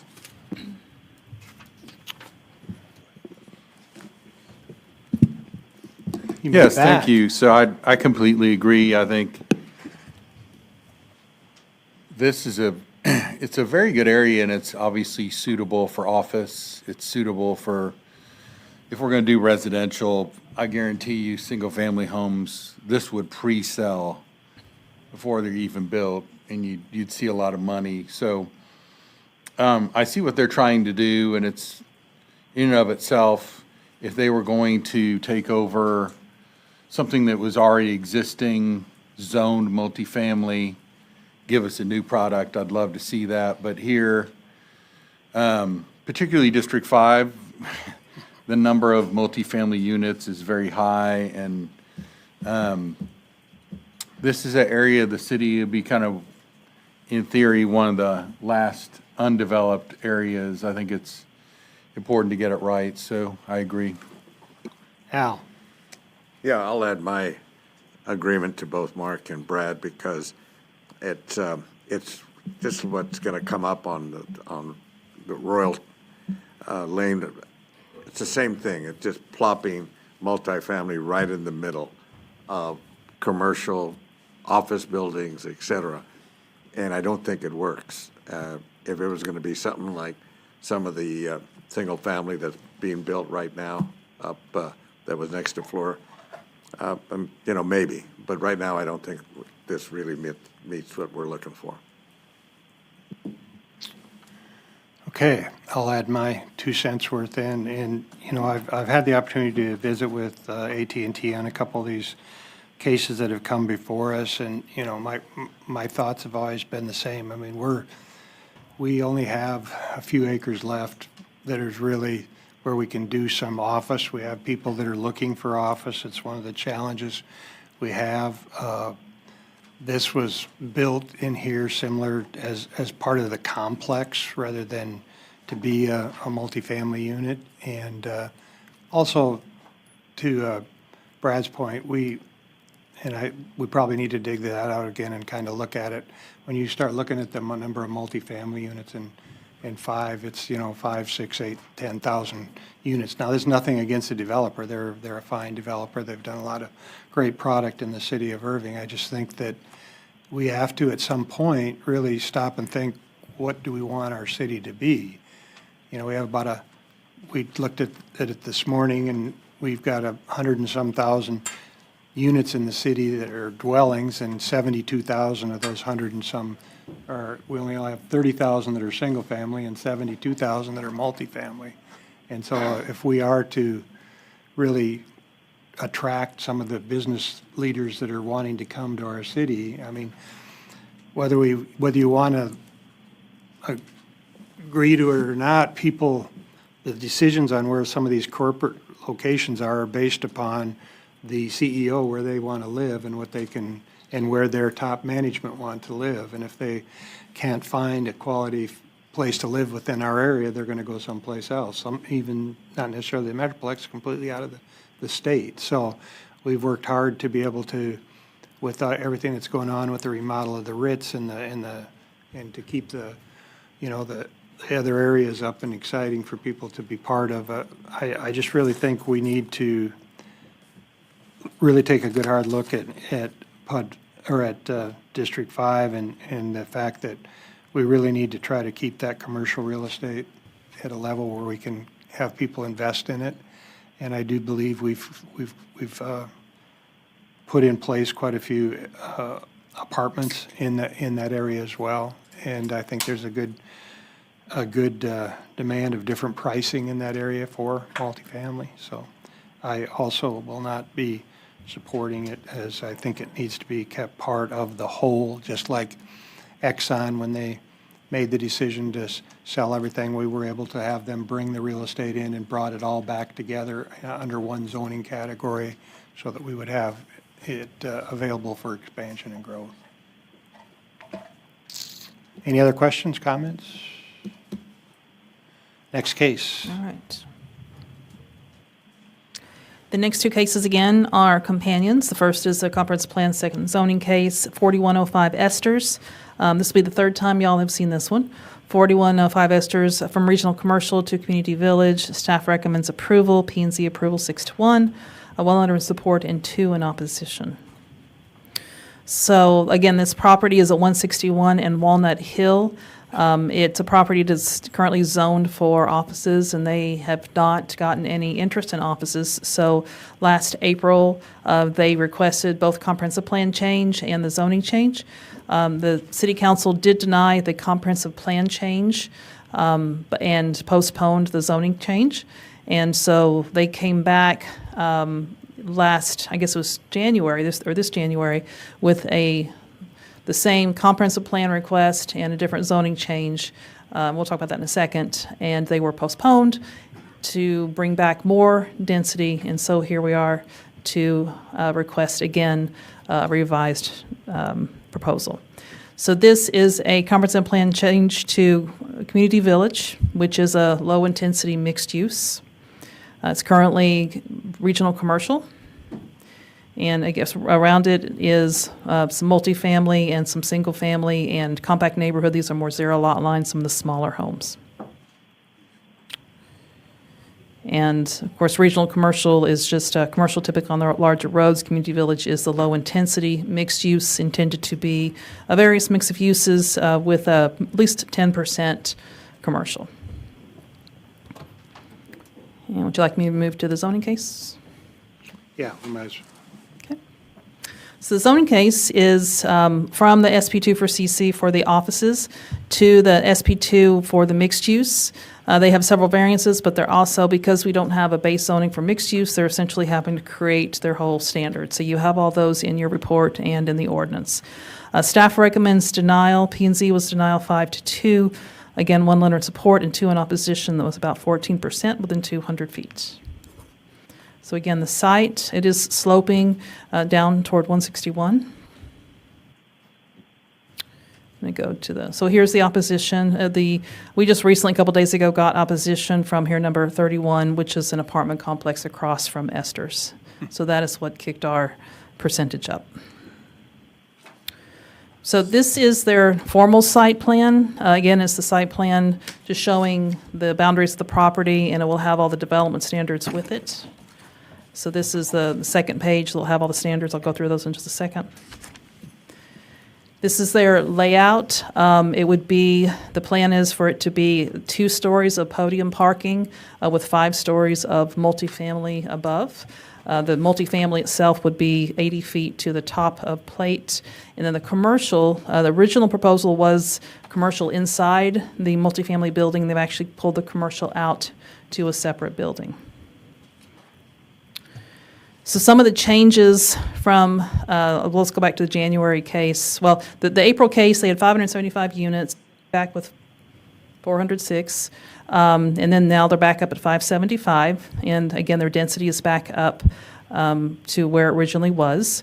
Their commercial space went back down, but because their square footage went up, actually their density or their percentage of commercial went down. So if you're in the 161 overlay, you have to have 10% of commercial. In January, they were 3.9, and now they're 2.24. So they have it's a very low mixed use percentage. And height, again, they originally came in with a 5-story. Their second proposal was a 3, 4, and 5, depending on the proximity to 161. And this new proposal is 5 stories on top of a 2-story parking garage for a total of 7 stories with a total of 115 feet, 80 feet of which is multifamily. And then, again, I won't go through all these in detail, but because we are having to set the standards for this mixed-use district, we are very specific. So these are not variances, they're actually creating the standards for the district. The parking is consistent with what we would require for a multifamily development. So again, we have the maximum height, density 61 units an acre. The building length again, there's no variance, we're just setting the standard, but it's 600 feet. And here are some of the variances. Again, the 2.24% instead of the 10% of the commercial. And they actually are providing adequate parking spaces. This time they're not asking for a variance because of the lesser commercial. And so they are providing a little over about 1,100 spaces. And they will have outside dining on the corner. So here's the property. Again, it slopes down toward 161. So that's kind of their intention, is to minimize the effect onto Esters and onto the single family. To the north, to the east, and to the south. Be happy to answer any questions. I may have missed it, Justin. How did the P&Z vote? P&Z was, go back to it. Apologize. They did? Yeah, denial 5-2. Okay, thank you. Yeah. John. Thank you, Mayor. So P&Z voted to approve the comprehensive plan change. Correct. But deny the zoning case. That's Correct. right? Correct. What was the reasoning for the difference? The community village, in what is intended in a community village, is a low-intensity mixed use, which is typically 3, maybe 4 stories, a true mix of uses, a true walkable environment. This was just a little more than what they thought would be in a community village. Kyle? Yeah, Johnson, did they ever talk about what the size of their apartment units were going to be? I don't think they had the count. I don't think they had the square footage. I mean, often they don't want to lock themselves in too tightly. That gives them a little bit of flexibility. But I don't think they had the actual square footage of the units. You know, I'm getting a little frustrated sitting here seeing some of these people come forward with 600 and 700 square foot units. They call it workforce housing, and they're charging $1,400 a month. That's not workforce housing, especially when you deal with a lot number of single-head households with kids. It'd be better, so I just would like to know the size of the units. Yeah, they're here. I think they're here today, or I'm sure they'll be here tonight. They should answer that question. Okay, all right, thank you. Brad. So, a couple things. Does the 5 stories on top of garage, does that net the higher quality construction materials?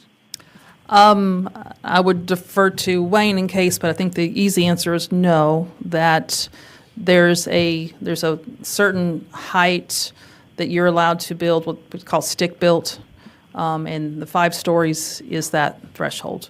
So that would start being measured at the top of the podium. So we'd have 2 levels of garage and then the 5 levels of residential. Well, my comment is I just continue to like to see the higher quality build because I think they've got a good idea. I think it's going to be a hard corner to develop, but I think the built to last, to me, would be better. Good afternoon, Wayne Snell, Director of Inspections. When using words like qualities, they're very subjective in nature. So I will say it's code minimum, which also reflects the fact that at code minimum doesn't mean the highest quality as you're referencing. For a building of this size, you've got three stories of parking garage? Two garage, which, as Jocelyn was mentioning, it would be a concrete podium, but everything above it would be stick frame construction, 5A probably, could be 3, but it's going to be wood frame type construction. So I'll leave it to your perspective as far as what quality is. Well, good point. And I'm not saying it's, I mean, certainly we got plenty of those around town, but when I talk about higher quality, I was thinking of the steel and stone and those sort of construction. So That this is not. This is not fitting that category. No, sir. Also, just observation of P and Z, it seemed like they had questions and weren't really understanding why this had come back, and I think we were pretty specific in our meeting why we would bring it back, and so I think, I don't know, I just felt like that was left out of that meeting. It's my opinion. Mark? Right, yes, I watched the P and Z meeting, and, the questions by some of the commissioners were, why did council send it back? And we'd all talked about that, and I believe the clear consensus of the council was that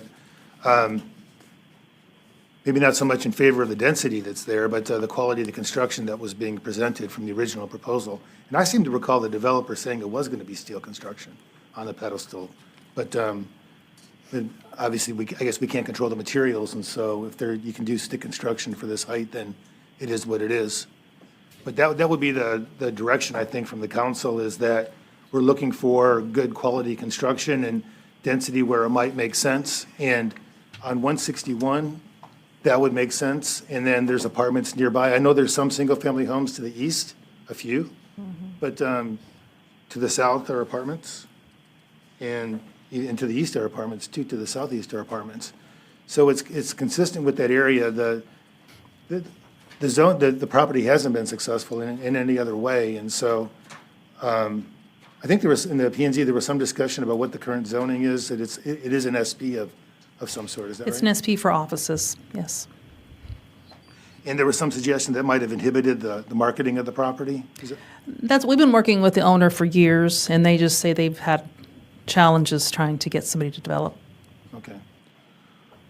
Well, so I was of the view in the last council meeting that if it's better quality construction, if it's going higher and it's in an area where that density makes sense, then I would be in favor of that too, because I think, with the Ritz condos coming on board and maybe some other high rises coming on board, I think that is a direction for where we want to be, seeing more of that, because older wrap apartments that degrade over time, there has to be a market for a developer to come in and take those down and build a better quality multifamily structure in that location. And so we do want to see these things in the city in the right places, and so I do favor that. Maybe this can be that. I guess we'll hear more from the developer this evening. But that's where I was coming from. There was some comment in the notes too about the capacity for sewer, that it wasn't clear, and that's going to be something that will be analyzed as part of the platting process. Is that right? Yes, that they would have to do their civil set in order to plat, and that's when they would get into the specifics of the appropriateness of the infrastructure. Then that's always an issue we run into when we see multifamily coming in is, are we going to buy ourselves into a lot of trouble? And there would be an impact fee for this development? Yes. Okay. And then for the type of uses that the commercial building could be, what are those? The types of uses, I know their intention is just your typical, retail uses. I know they want to do a restaurant on the corner. Let's see if they have those listed here. I think I saw in the packet something about a gas station and some other things like that.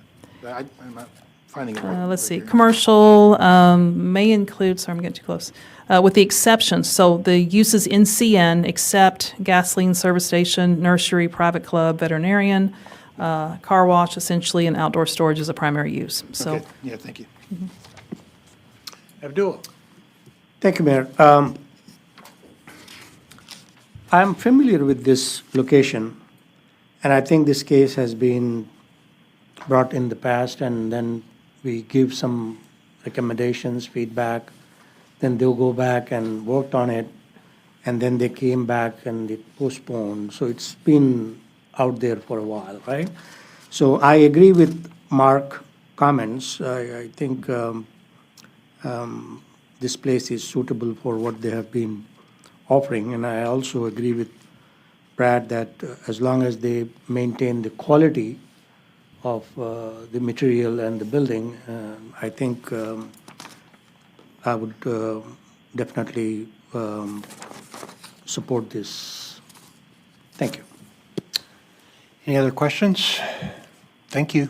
All Next right. one. Next one. Next one is the one where we have the speakers this morning. You do have a memo that kind of gave a little bit of quick background of where we were this week. We do have the date of May 29th that actually would be requested to postpone to May 1. That is your next council meeting. So the request was to go to the next one, and the next one is actually May. I'm sorry. Go ahead. Okay, well, go ahead. When you're finished. Okay. Well, I was just going to quickly just explain what it is, and then I won't go through the entire presentation. So again, 2799 North O'Connor, Suite 124, and they're just requesting an event center within an existing shopping center within 500 feet of a single-family district and over 2,000 square feet. So it is a conditional use permit. It's not a zoning change. So I'll turn it back to you. Thank you, Mayor. I would just, in watching the P and Z meeting, so the applicant did not show up, and I think there was a motion for postponement made, was there not? And it There was. denied? And there was some confusion with staff as to whether the applicant needed to come. So, you know, they were under a misunderstanding, staff was under a misunderstanding that it was a request and not a sure thing that they would get postponed. When I was on the P and Z, it was pretty customary that sometime if an applicant didn't show up, and there could be a lot of reasons for that, they're sick or there's confusion here, that on the first instance, it was typical to grant the postponement to give them a chance to come back, which I thought was a prudent way to go, because the applicant's not there to respond to the motion for postponement. So I think that it's a better practice when somebody just doesn't show up to postpone and give them another chance to show up in case there's some confusion or an illness or whatever it is. I just wanted to make that comment. John? Thank you, Mayor. So the applicant, when they were here at the beginning of the meeting today, I got the impression that they were hoping to get another hearing at P and Z, and that was part of the reason that they wanted to postpone. Yeah, and now I'm thinking about it, we may need to go to May 25 in order to, because that's the thing is we're not understanding what their variance is. So yes, you're correct. If they need to go back to the May P and Z, then the May 29th would be the appropriate council meeting to go back to. Well, so I guess my question is one of procedure. Can we send things back to P and Z?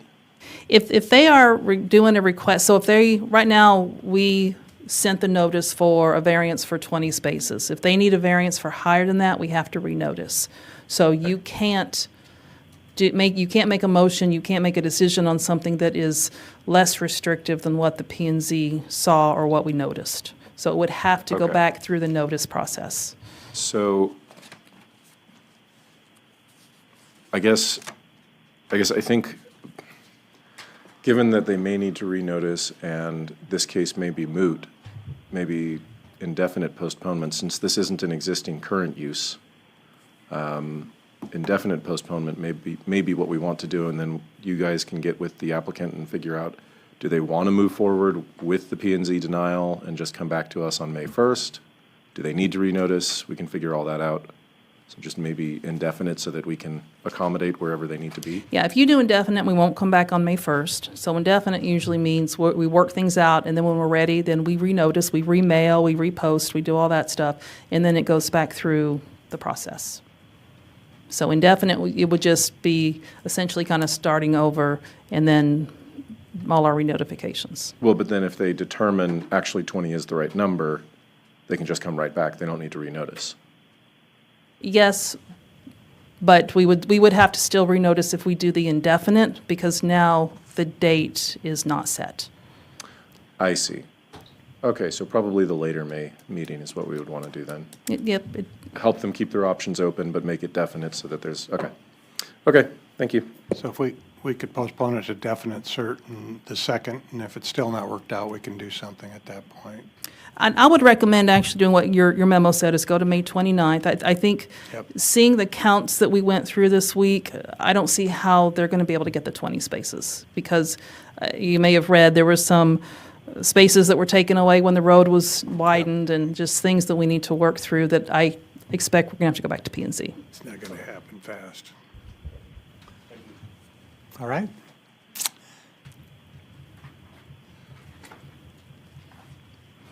All right, so this case is kind of an odd case. We call it the south side of Avalon Drive because it was given the address 3936 Grimes, but it actually fronts Avalon. It's a remnant lot that happened several years ago when the city put a road through, and I'll talk about that in a second. It's currently R6, wants to go SP2 R6 to allow some variances to build a house. Staff finds that a hardship does exist due to the lot size. P&Z recommend approval 7-0. We do have 3 letters of opposition that were 11%. So this area, so Grimes is up here, so it is addressed off Grimes. All these lots around it were platted, and essentially everything was platted, and this one was just kind of left over, which, and I don't know why these lots to the south were platted so deep, but that's just the way we are. And then the city purchased and built Avalon through, which kind of sliced part of this lot. Oh, and the 2 opposition are from the adjacent properties. Apparently, the owner cleared a lot of the lot, and that was one of the reasons they were not happy, and they did submit opposition. So this is a sketch that staff helped the applicant with.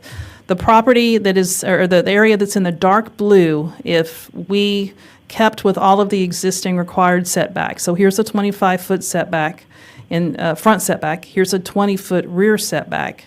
Even the garage could not fit into that setback. So they are requesting a 20-foot setback that would be straight over. It would hit 11 feet. Again, the road kind of bends a little bit. And then they would have a 10-foot rear setback for the house. So the house would essentially be the footprint of the lighter blue color. The garage would be the proper size. It would also have the 25-foot driveway in order to be set back from the street. So it'd be, again, 20 feet, and the tightest point over here would be 11 feet. The property owner, for now, currently owns the property over here to the east. So I asked staff to just lay it out so you could see how it would be proportionate to the other houses. This house here, because it is a long lot, this is about 30, I think it was 39 feet to this point, and they are, I believe, 25 feet back. So it'd be about 5 feet in front of this adjacent house. He owned the one on the right? He owns this one here, yes. So his pictures of the property, he did clear. It honestly looks like he cleared a little bit more than what was on his lot, but that is a private property issue. Uh-oh. There we go. I lost my screen for a second. And just some pictures, again, of the area. So I'll be happy to answer any questions. John? Thank you, Mayor. So the owner and applicant resides at 3024 Avalon? Yes. Okay, well, I was going to say, 3924, I would be a little concerned about visibility coming out of that driveway specifically. Yeah, and we talked about that with traffic, because the owner had said, well, his wife may want the driveway over here, and we said, no, that's not going to happen because you don't put a driveway on a curve. So the driveway would have to be on the straight part of the street. I mean, I'm concerned about the visibility, but if the one building the house is the one who would suffer from the visibility, I guess I have to assume he's For gonna now. I mean, think it's about- a well, forever house. For now, Yeah. for now, sure, but I mean, I guess the question for the owner then Mm-hmm. is, Are you going to be able to get out of your own driveway? You're going to park backwards every time? I don't know. All right. Any other questions? No other questions? Oh, I'm sorry, Dennis. Yeah, basically, somebody need to build something on that piece of lot because it is an eyesore. I live probably about 2 blocks to the south of that. I remember when all these houses were built. I remember the reason that that house is addressed off of Grimes is because when you look at the depth of those lots, before they put that road in, that's how deep those lots were. Bear Creek was known for its 400-foot deep lots. Okay, so right now you've got a nice neighborhood that's got this eyesore, and that piece of property is not level. That piece of property is almost has like a ditch in it. And Let me go to the picture, sorry. There we go. yeah, and so Back by the tree there. yeah, and so visibility won't be an issue because that street, you know, it's not high volume traffic. So, but to do the neighbors a favor, you need to let somebody develop that piece of property because again, it is an eyesore. Any others? Brad? No, I was just going to remarkably observe, there's a hardship on this one. You hardly ever see that. There is a hardship It's a finding. physical hardship, which is very rare, yes. Yeah.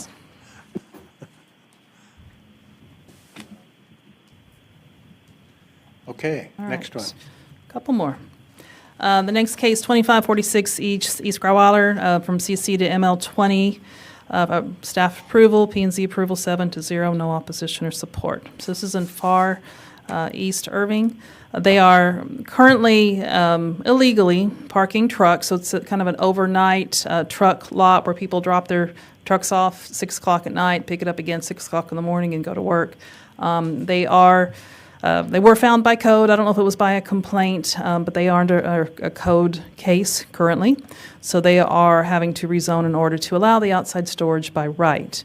They're zoned CC, and you can't do outside storage in the CC district. They are in an area where the future land use is manufacturing industrial. So this is, they've got a small building in the front for an office, and again, they just have large truck storage in the back. There's an existing metal fence in the trucks. And so they're just requesting to continue the use and make their use legal. There are some considerations that they will have to work through with their CO. I think they had some drainage issues. And what was the other? Yeah, with fire. Fire had some hydrant coverage issues, and so they'll have to work through those when they get their CO. Happy to answer any questions. Questions? Okay, next one. All right. Last case. 1405 North Union Bower Road, from CC to SP1CC for a pet crematorium. Staff recommends approval, P&Z approval 6-1, no opposition or support. This is just around the block from the case that we just saw. So the truck storage we just saw was up here. This is a pet crematorium in a small existing building. Again, the area is manufacturing. It's currently CC commercial. A pet crematorium, we categorize that as an incinerator, which is an environmentally sensitive land use. So that's what triggered the SP process.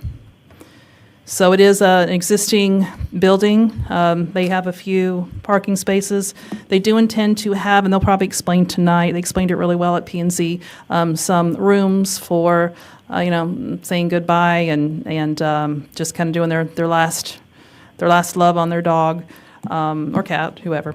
But they will have a couple rooms in there. Otherwise, it will be a crematorium and a service. And this is the existing building. And so they'll be accessed through the rear. They will have some immediate direct customers. Most of their customers, I understand, will be veterinarian offices. And I'll be happy to answer your questions. Hal? Yeah, out of curiosity, excuse me, does that fall, what unit under our organization, meaning our city, does it fall under? Police? Does what fall under? This crematorium? Pet, because we have animal shelter as well, so that's under police. So will this be looked at as just because they're animals, they're not? No, we would do the same. We have people ask, just a human crematorium, how those would be, and we would send them through the exact same process. So it's not what they're doing, or what their customer is. It's just what their activity is, and their activity is an incinerator. Kind of hard to be a customer when you're dying to get in there. Your dog. Anyway, no comment. Thank you. Okay, that brings us to the end of the agenda. And we have one item left, and that's an executive session. So if you want to read us into an executive session, but we're going to take a couple-minute break.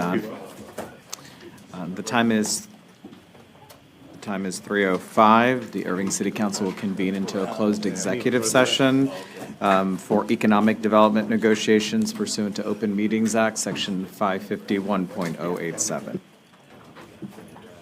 We'll take a 10-minute break to, Brad, how was the?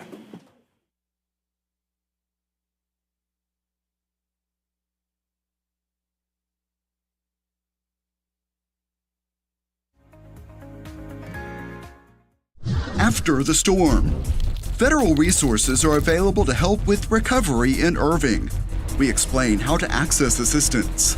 Making a home. Being first generation to have a house in the United States is a different feeling. Home ownership made possible through a down payment assistance program. Meet this family and learn about the qualifications.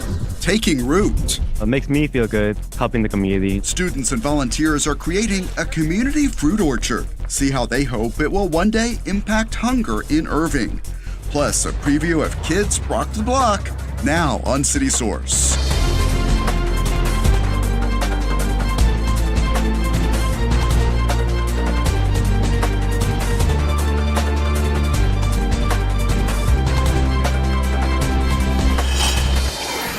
Improvements at the Jackie Townsville Bear Creek Heritage Center are complete, and it's just about ready for visitors. Hello and welcome to City Source. I'm Thomas Gandy. We will tell you when you can get your first look inside coming up. But we begin with a follow-up to the March 4th severe weather. The U.S. Small Business Administration is offering low-interest disaster loans to homeowners, renters, businesses, and nonprofits that sustained damage during that storm. Since many apartment units were impacted, we'll highlight this fact. Renters may apply for loans up to $100,000 for personal property losses. That includes vehicles. Lending.sba.gov has more specifics and an application. Small Business Administration reps opened a disaster loan outreach center at Lively Point Youth Center to help people through the process. That outreach center is expected to remain open weekdays through April 11th. Walk-ins are welcome, or you can schedule an appointment online. And we have an update after a tornado associated with that storm caused extensive damage at the Irving Police Department's Family Advocacy Center. Irving City Council approved a one-year lease that will allow for a temporary relocation of the FAC while repairs are underway. The new offices will be located in the 500 block of East John Carpenter Freeway. We'll let you know when the team moves in and all services resume.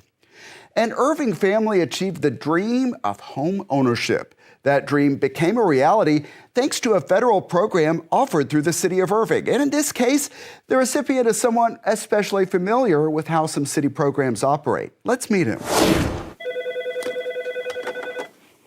In his role as graduate engineer with the city of Irving, Miguel Elizondo reviews projects with a major goal in mind. The most important thing as a drainage engineer is keep the city not getting flooded. Important work, but that's not what this story is about. Hi everyone, my name is Miguel Elizondo and welcome to my home. He just moved into this Irving home. She is 5 months. That he shares with his growing family. It's hard to explain, but it's very, very emotional from the inside. And being first generation to have a house in the United States is a different feeling. A feeling made possible after he qualified for the City of Irving's Down Payment Assistance Program. It's a HUD-funded program for low to moderate income families, but it is also for first-time home buyers as well. We have funding for up to $50,000 for first-time home buyers. Hello, good to see you. Just a couple of days after the Elizondos moved in, members of Irving's community development team stopped by to, of course, meet Gabriella. Oh, I'm ready for my new house. And get a look around the family's new home. You can see we have a lot of room. Even though Miguel Elizondo is a city employee, he had to go through the same process everyone does. What's step one? Step one would be taking a look at your current financial circumstances. While we do offer the down payment assistance, it's a supplement to your first lien. So you have to be able to get approved for a mortgage on your own. It's just a lot of documentation, W-2s, income tax, socials, IDs, a lot of documents, but it's very smooth. I get a lot of questions. For me, being able to be the person up front to be able to answer those questions before they get to the closing portion, to make sure that everything runs smoothly. Along the way, participants are required to take an 8-hour homebuyer education class to prepare them for ownership. Main thing at the stove, you make sure that they have that igniter. A detailed home inspection comes later in the process. What I do is make sure that the house is safe from the electrical to the plumbing. Our team is an expert in the down payment assistance program. The lenders we work with are experts in the funding, and together we make it as smooth as possible for the client. Maybe plant a big tree here and another one here so I can have some shade in front of the yard. Everything comes together, making for a safe and happy home where the Elizondos will no doubt make many memories. I want her to be running in the backyard. I want her to have her swings, her little house to play, maybe me grilling. It is very exciting and gratifying to see that we were able to assist with that dream. I love it. Please invite me to the quinceañera. A dream of home ownership made possible with help from the City of Irving's Down Payment Assistance Program. This is the place I want to stay. Good for them. And there is an application on the city website, and additional information is available by calling Housing and Redevelopment at 972-721-4800.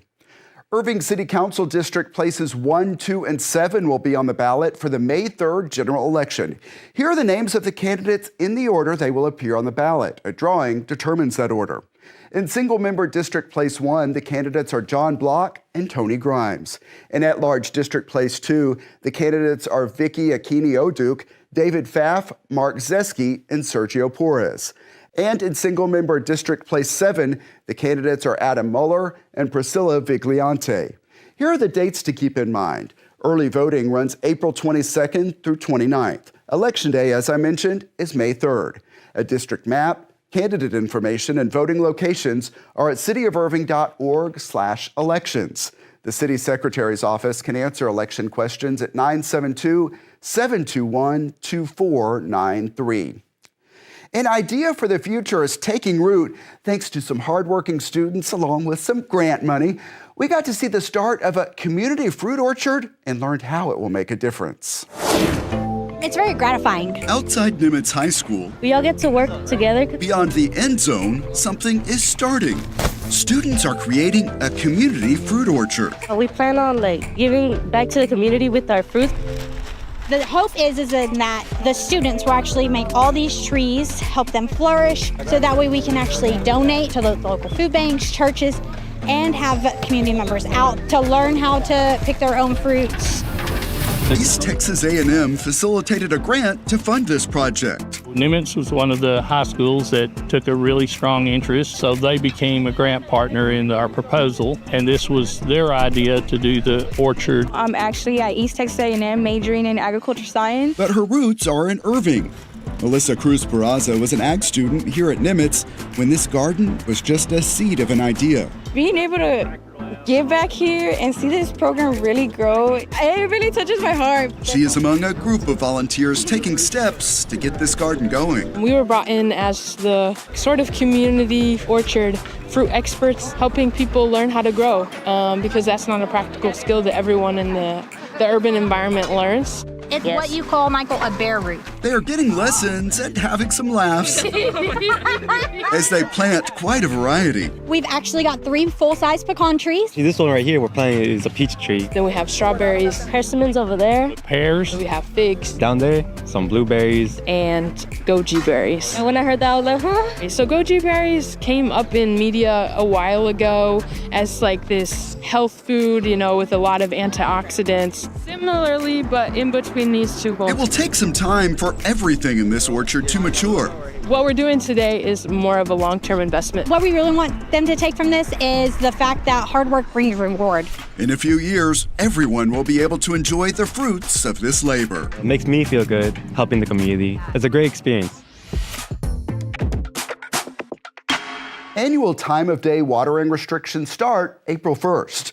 If your address ends in an odd number, irrigation is allowed on Sundays and Wednesdays. If your address ends in an even number, Tuesdays and Saturdays are your days to water. Irrigation is not allowed between 10 a.m. and 6 p.m. because that's when evaporation rates are highest. Those time of day restrictions continue through October 31st. More details at cityofirving.org/water utilities. We also want to mention that Irrigation 101 workshops are coming up. The course covers irrigation methods, simple repairs, and common issues that may help you save money and water. You see the dates and locations on the screen. cityofirving.org/irrigation101 is where you can register. Documenting decades of history and after years of improvements, the Jackie Townsville Bear Creek Heritage Center is ready for its grand reopening. A celebration is set for April 26th. Here to tell us about that and so much more is Jen Landry, Director of Museums for the City of Irving. Thanks so much for coming back on the program. And thanks for having me. Of course, and we'll get to that celebration in a second, but first give us that history lesson, a recap of the significance of this site and the structures on it. So the Bear Creek community is one of the oldest freedmen communities in North Texas. And so that means it was an enclave for African Americans, particularly right after the Civil War and up until the Civil Rights Act. It was a safe place for African Americans to live. And so we tell the story of Bear Creek at the site, and we tell the story of the African American experience as well. We've relocated 3 historic structures onto parkland there, and they're from the community itself, and they were located there in the 1990s and early 2000s. So we've been working on restoring those over the last couple years. Yeah, and we've gotten some occasional updates. That's the video that we're seeing on the screen right now over the past 2 years. Tell us about some of those improvements that are now complete. So we started this project in 2019. It's hard to believe it's been 6 years, but we recognized that there were some significant issues with the structures themselves. They're wooden structures, 100+ years old, and there was drainage issues on the site. So we started with resolving the drainage issues because water and wood don't mix well. And then we had to do complete restorations on the exteriors of all 3 historic buildings. And that meant we had to take everything out of the interiors in order to do the exterior restoration because the windows had to be taken out and of course the siding and stripped down to the studs. And so then we had to redo the exhibition. So it's been a multi-phase project and we're about to reach the end of the last phase. It's worthy of a celebration for sure. I mentioned April 26th. What can people expect on that day? So, it's a lovely time to be outside in Texas, so we wanted to celebrate spring, and so we're going to do History in Bloom. It'll be a celebration of the reopening of the exhibits and the restoration of the property, but also a chance for people just to gather as a community, which is so important and essential to the Bear Creek community, and just have a family festival, fun family activities, hands-on crafts, and a chance to see the exhibits. Then sometime after that, how will people be able to visit this site and maybe get tours? So we're going to start with a model similar to what we do at the Ruth Payne House Museum, where you'll be able to go online and make a reservation at a designated time and just meet us out there for a tour. One of the other things we did with this restoration was we added exterior signage. There was never any exterior interpretation of the site or the buildings, and so each building now has its own exterior sign that gives some history and background, as well as has a QR code on it, one for how you can make a reservation if you want to have a full-blown tour, or 2, just get more information from the website itself about the site. So even when we're not out there or we're not open, people will be able to learn more about the site. So when this all comes together, what lessons do you hope people leave the site with? We really want people to, one, understand the importance of the community itself and how that community was so close-knit and really looked out for each other in a time when, they faced a lot of adversity and a lot of challenges in accessing things like running water or, public school systems. And so we really want people to come away with an appreciation of that deep history of the community, but also an understanding of the long struggle for rights and equality that African Americans led in this country. And so both of those stories are told on the site. And so we hope people walk away with a greater understanding and a desire to know more. Jen Landry, thanks so much for coming in. Thanks for having me. Of course. And again, the grand reopening is on April 26th, starting at 1 p.m. History in Bloom. The Jackie Townsville Bear Creek Heritage Center is located at 3925 Jackson Street. Celebrate the many cultures of Irving with live music, dance, and food. Their free festival called Fusion is on Saturday, April 5th from 2 until 6 p.m. in Heritage Park. You can see some of the fun from past years, and this year there is an added attraction. The first Music on Main concert of the year follows Fusion. The Y2K Turn of the Century Party Band will perform. Think Britney, Destiny's Child, Outkast, and more. After that Saturday start, Music on Main continues Fridays in April. On the 11th, it's 90s country with Straight Tequila Night. April 18th brings Endless Summer at Beach Boys Tribute Band. And the series wraps up on the 25th with Reputation, a Taylor Swift tribute. All concerts are free starting at 7 p.m. in Heritage Park. A fun, free family event that has become a tradition has a very serious cause behind it. This is a look at Kids Rock the Block, hosted by the Irving Police Department's Family Advocacy Center.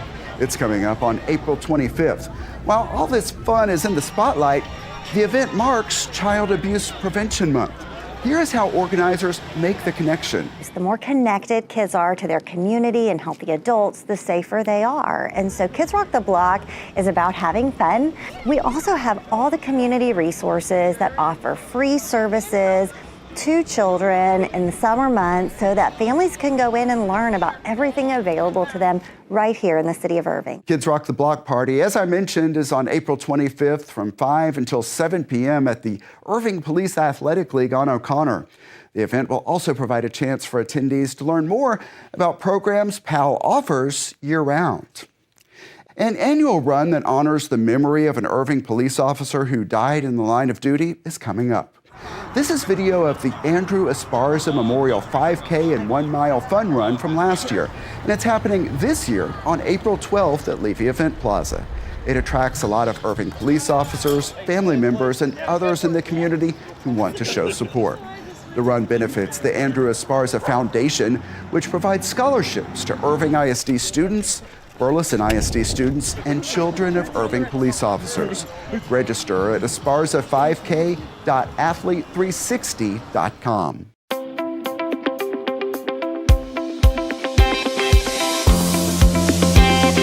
Welcome to ICTN's Pets of the Week. And if you're looking for a dog with an Irving connection, we have one. We'll explain why. Welcome to Egan Dobson. Hi. Thanks for being here with us Thank you. and showing us Campion, named for the Campion Trail. So tell us all about Campion. Yeah, so Campion is about 14, 15 years old. So 14 or 15, you yeah, say? he almost doesn't look like it other than the powdered sugar little face.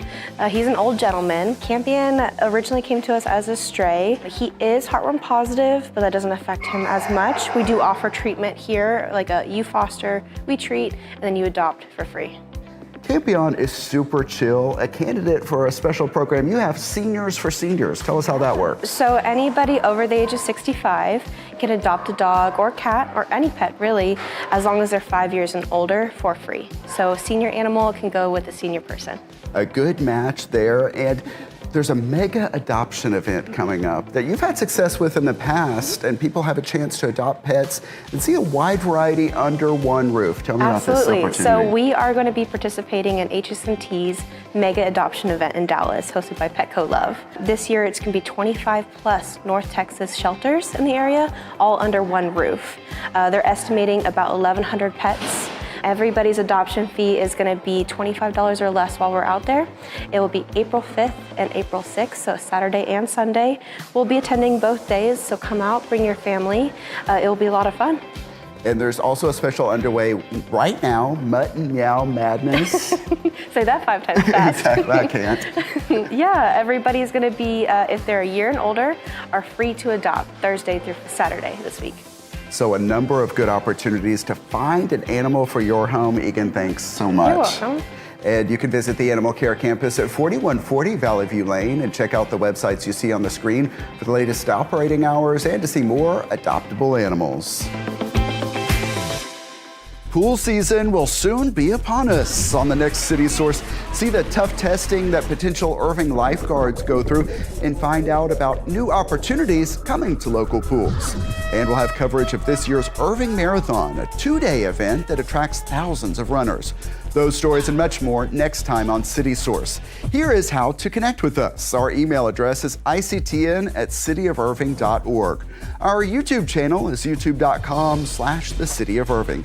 We hope you will subscribe and hit that like button on the videos you watch. And we always appreciate when you leave us some positive comments. And you can look for updates on events and initiatives across the major social media platforms at the City of Irving. And that's it for this edition of City Source. Thanks for watching. Stay healthy, and we'll see you next time.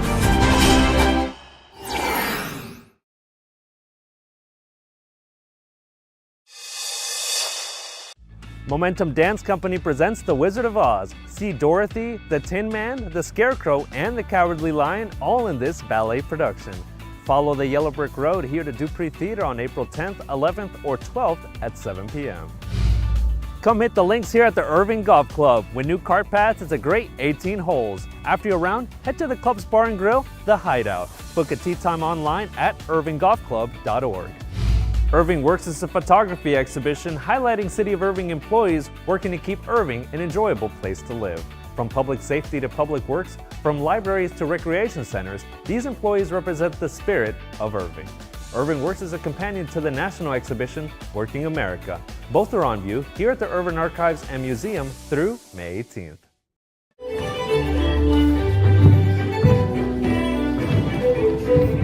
Today we're rehearsing for Wizard of Oz. It's our spring show. Today is our Kids' Day, so we've got some of the main characters, but then we have a lot of the kids coming in later this afternoon. Our show's in a few weeks, so we're really at the point of starting to put a lot of the big stuff together. It's really a story about following your dreams and finding the friends along the way and leaning on each other to be there and kind of being able to accomplish what you need because you have people to help you. And that's a big part of like what we do as a company as well, so it really fits us. It's a fun event. It's very family friendly, of course, because we have kids in the show, so you can bring the whole family, all ages. We do classic ballet, but we do it with a very good twist of humor. I think we're very good at storytelling. That's a point that I try to make, is being very detailed about the storytelling and adding in some comedy and like really good acting, so that we really do try to tell the story through dance and music and costumes and props instead of words. And I think that therefore the way we do ballet, it's really entertaining to the masses and not necessarily just people that are ballet patrons. Colorful downtown. Things are looking bright in the Heritage District as a vibrant mural begins to take shape. We've got really cool elements all throughout Irving's history. Lights, camera, action.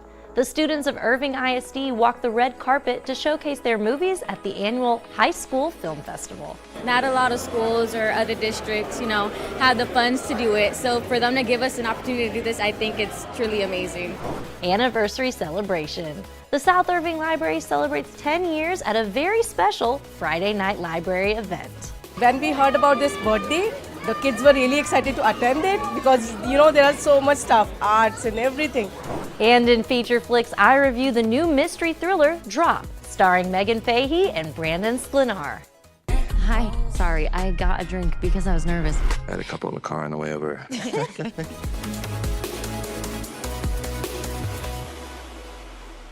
Hello everyone, welcome to Irving Spotlight. I'm Susan Stevens. We begin tonight by heading downtown as we meet the artist who you voted on to paint an iconic mural in the historic Irving Heritage District.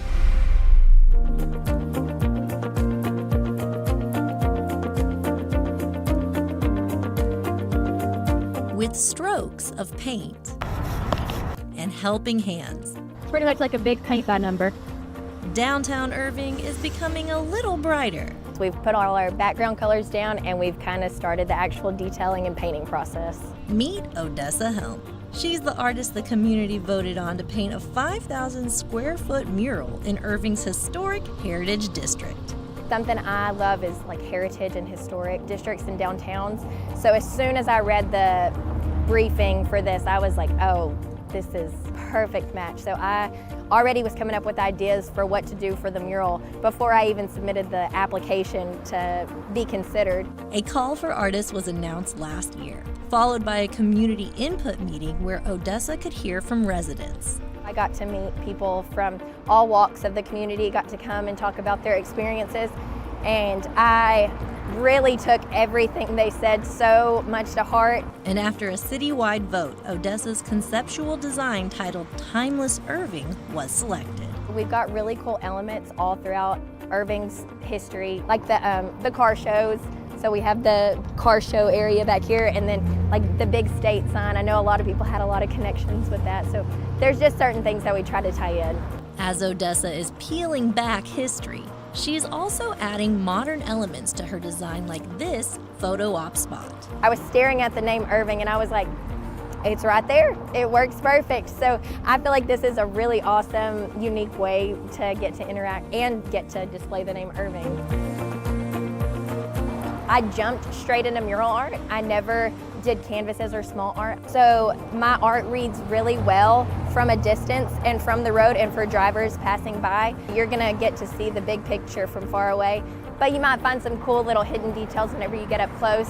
Whether you're far or near, Odessa's mural is already making downtown vibrant. She's been on a roll with her painting process and hopes her artwork will add a sense of pride and unity to the community. While some artists use a paintbrush to create art, others use a camera. The annual Irving ISD High School Film Festival brought students' artwork to life on the big screen.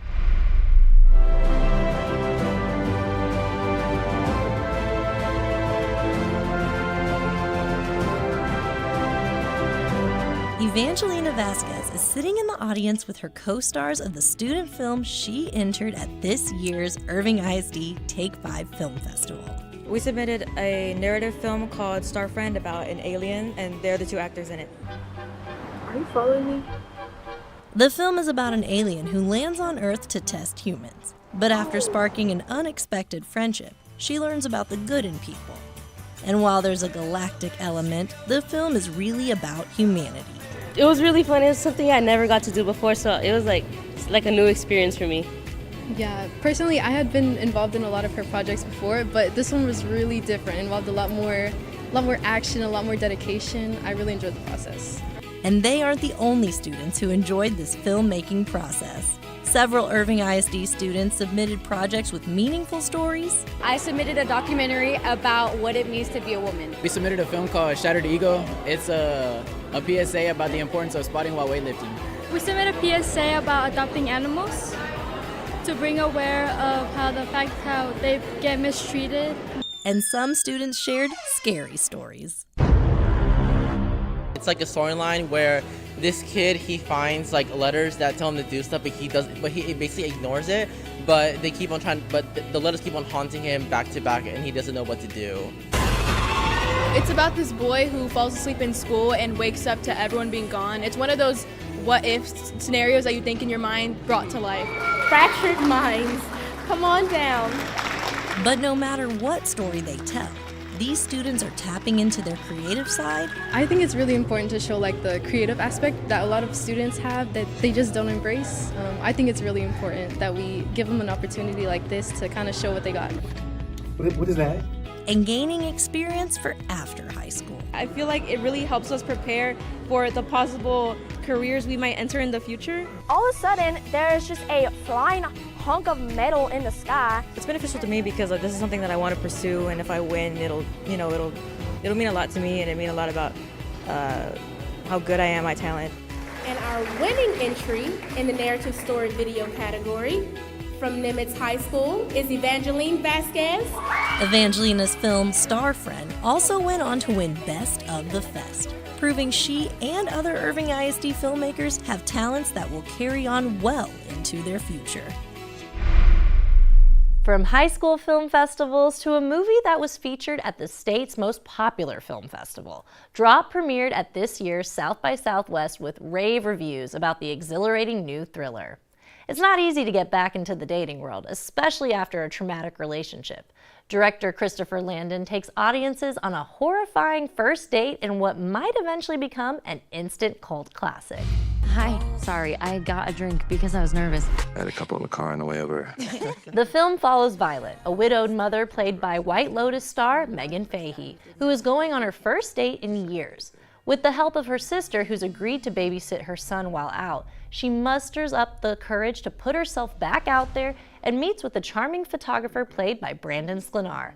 Unfortunately, this potential for romance turns into a mother's worst nightmare as Violet is bombarded with anonymous texts that threaten her son's life. Trapped in a high-rise upscale restaurant, she must figure out who is behind the messages to save both her son and her date's life. So, it's someone in the restaurant.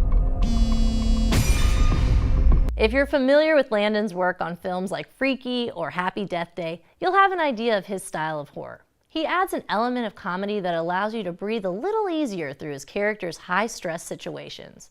While there are moments of comic relief, Drop creates an anxiety-inducing setting with time constraints and focus on suspense. But don't be fooled by its frightening premise. The film has a few jump scares, but it never takes itself too seriously. In fact, expect a few eye rolls when entering ridiculous and campy territory. It's Fahey's devoted and captivating performance that will sell you on any absurd action. The heart of this film lies with Megan Fahey, who continues to shine in any role she plays. But Drop succeeds in blending romance, wit, and tension into a simple yet tech-savvy, entertaining thrill ride that will keep audiences on the edge of their seats. Please, what do you want from me?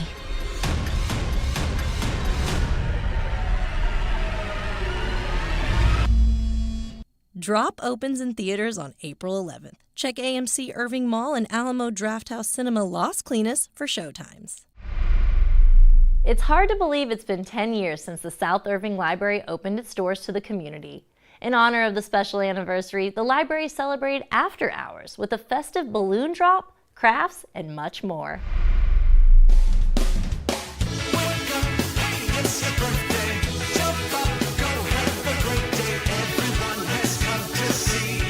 South Irving Library's 10-year anniversary. We opened back up in 2015, so we're here to celebrate for our 10 years. She's about to be 9, so we've been coming here since the very beginning, well, her beginning. We're happy to be here and be part of the community. We're just here to celebrate the 10th year. When we heard about this birthday, the kids were really excited to attend it because, you know, there are so much stuff, arts and everything. So we have cupcake craft, we're going to have library wishes craft, so you can write why you love the libraries, and then we're also going to have a flower craft. We have a balloon drop, and the balloons are going to come flying down.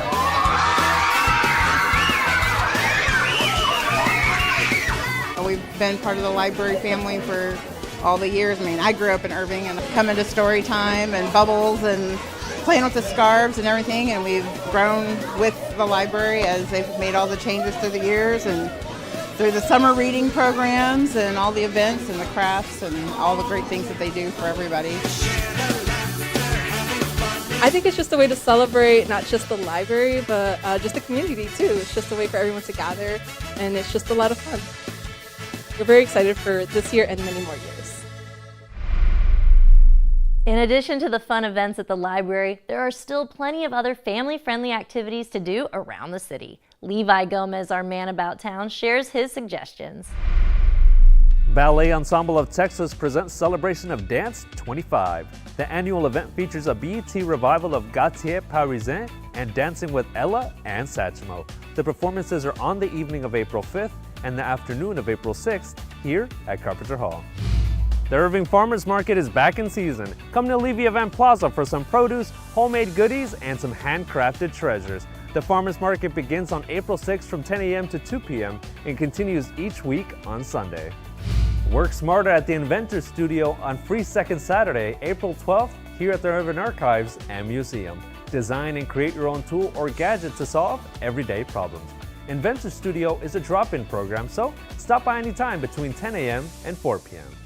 Momentum Dance Company presents The Wizard of Oz. See Dorothy, the Tin Man, the Scarecrow, and the Cowardly Lion all in this ballet production.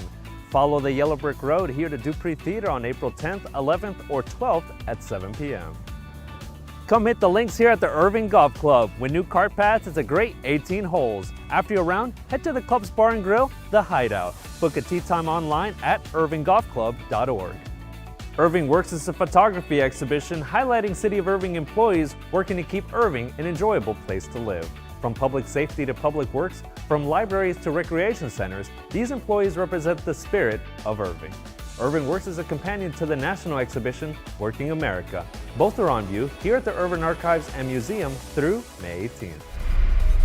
And that wraps up this episode of Irving Spotlight. Join us next time as we head to the Emerald City for Momentum Dance Company's The Wizard of Oz. As always, tell us the stories you'd like to see on the show. You can email us at ictn@cityofirving.org or connect with us on social media.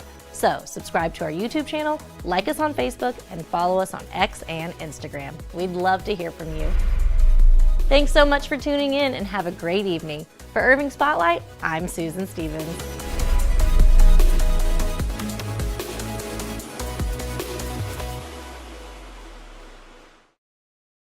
An annual run that honors the memory of an Irving police officer who died in the line of duty is coming up. This is video of the Andrew Esparza Memorial 5K and 1 mile fun run from last year, and it's happening this year on April 12th at Levy Event Plaza. It attracts a lot of Irving police officers, family members, and others in the community who want to show support. The run benefits the Andrew Esparza Foundation, which provides scholarships to Irving ISD students, Burleson ISD students, and children of Irving police officers. Register at esparza5k.athlete360.com.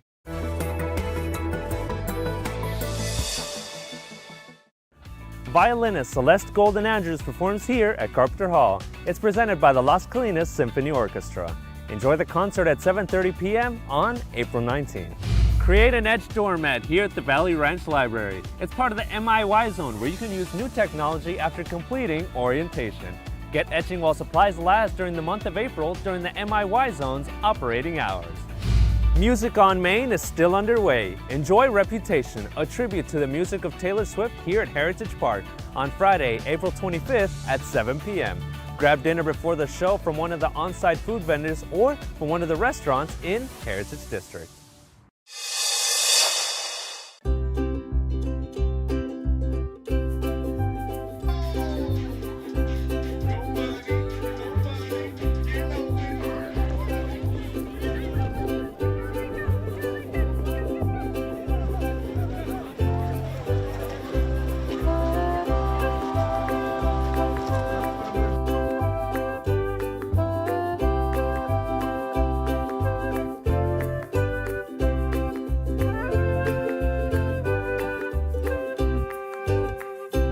After the storm.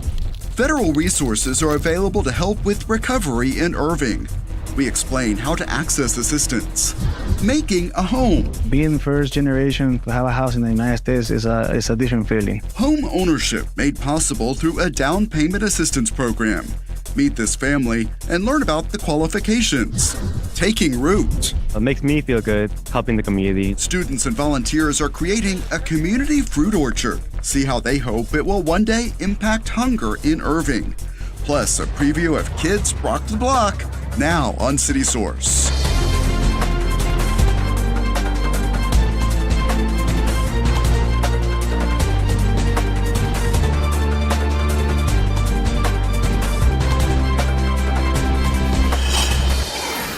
Improvements at the Jackie Townsville Bear Creek Heritage Center are complete, and it's just about ready for visitors.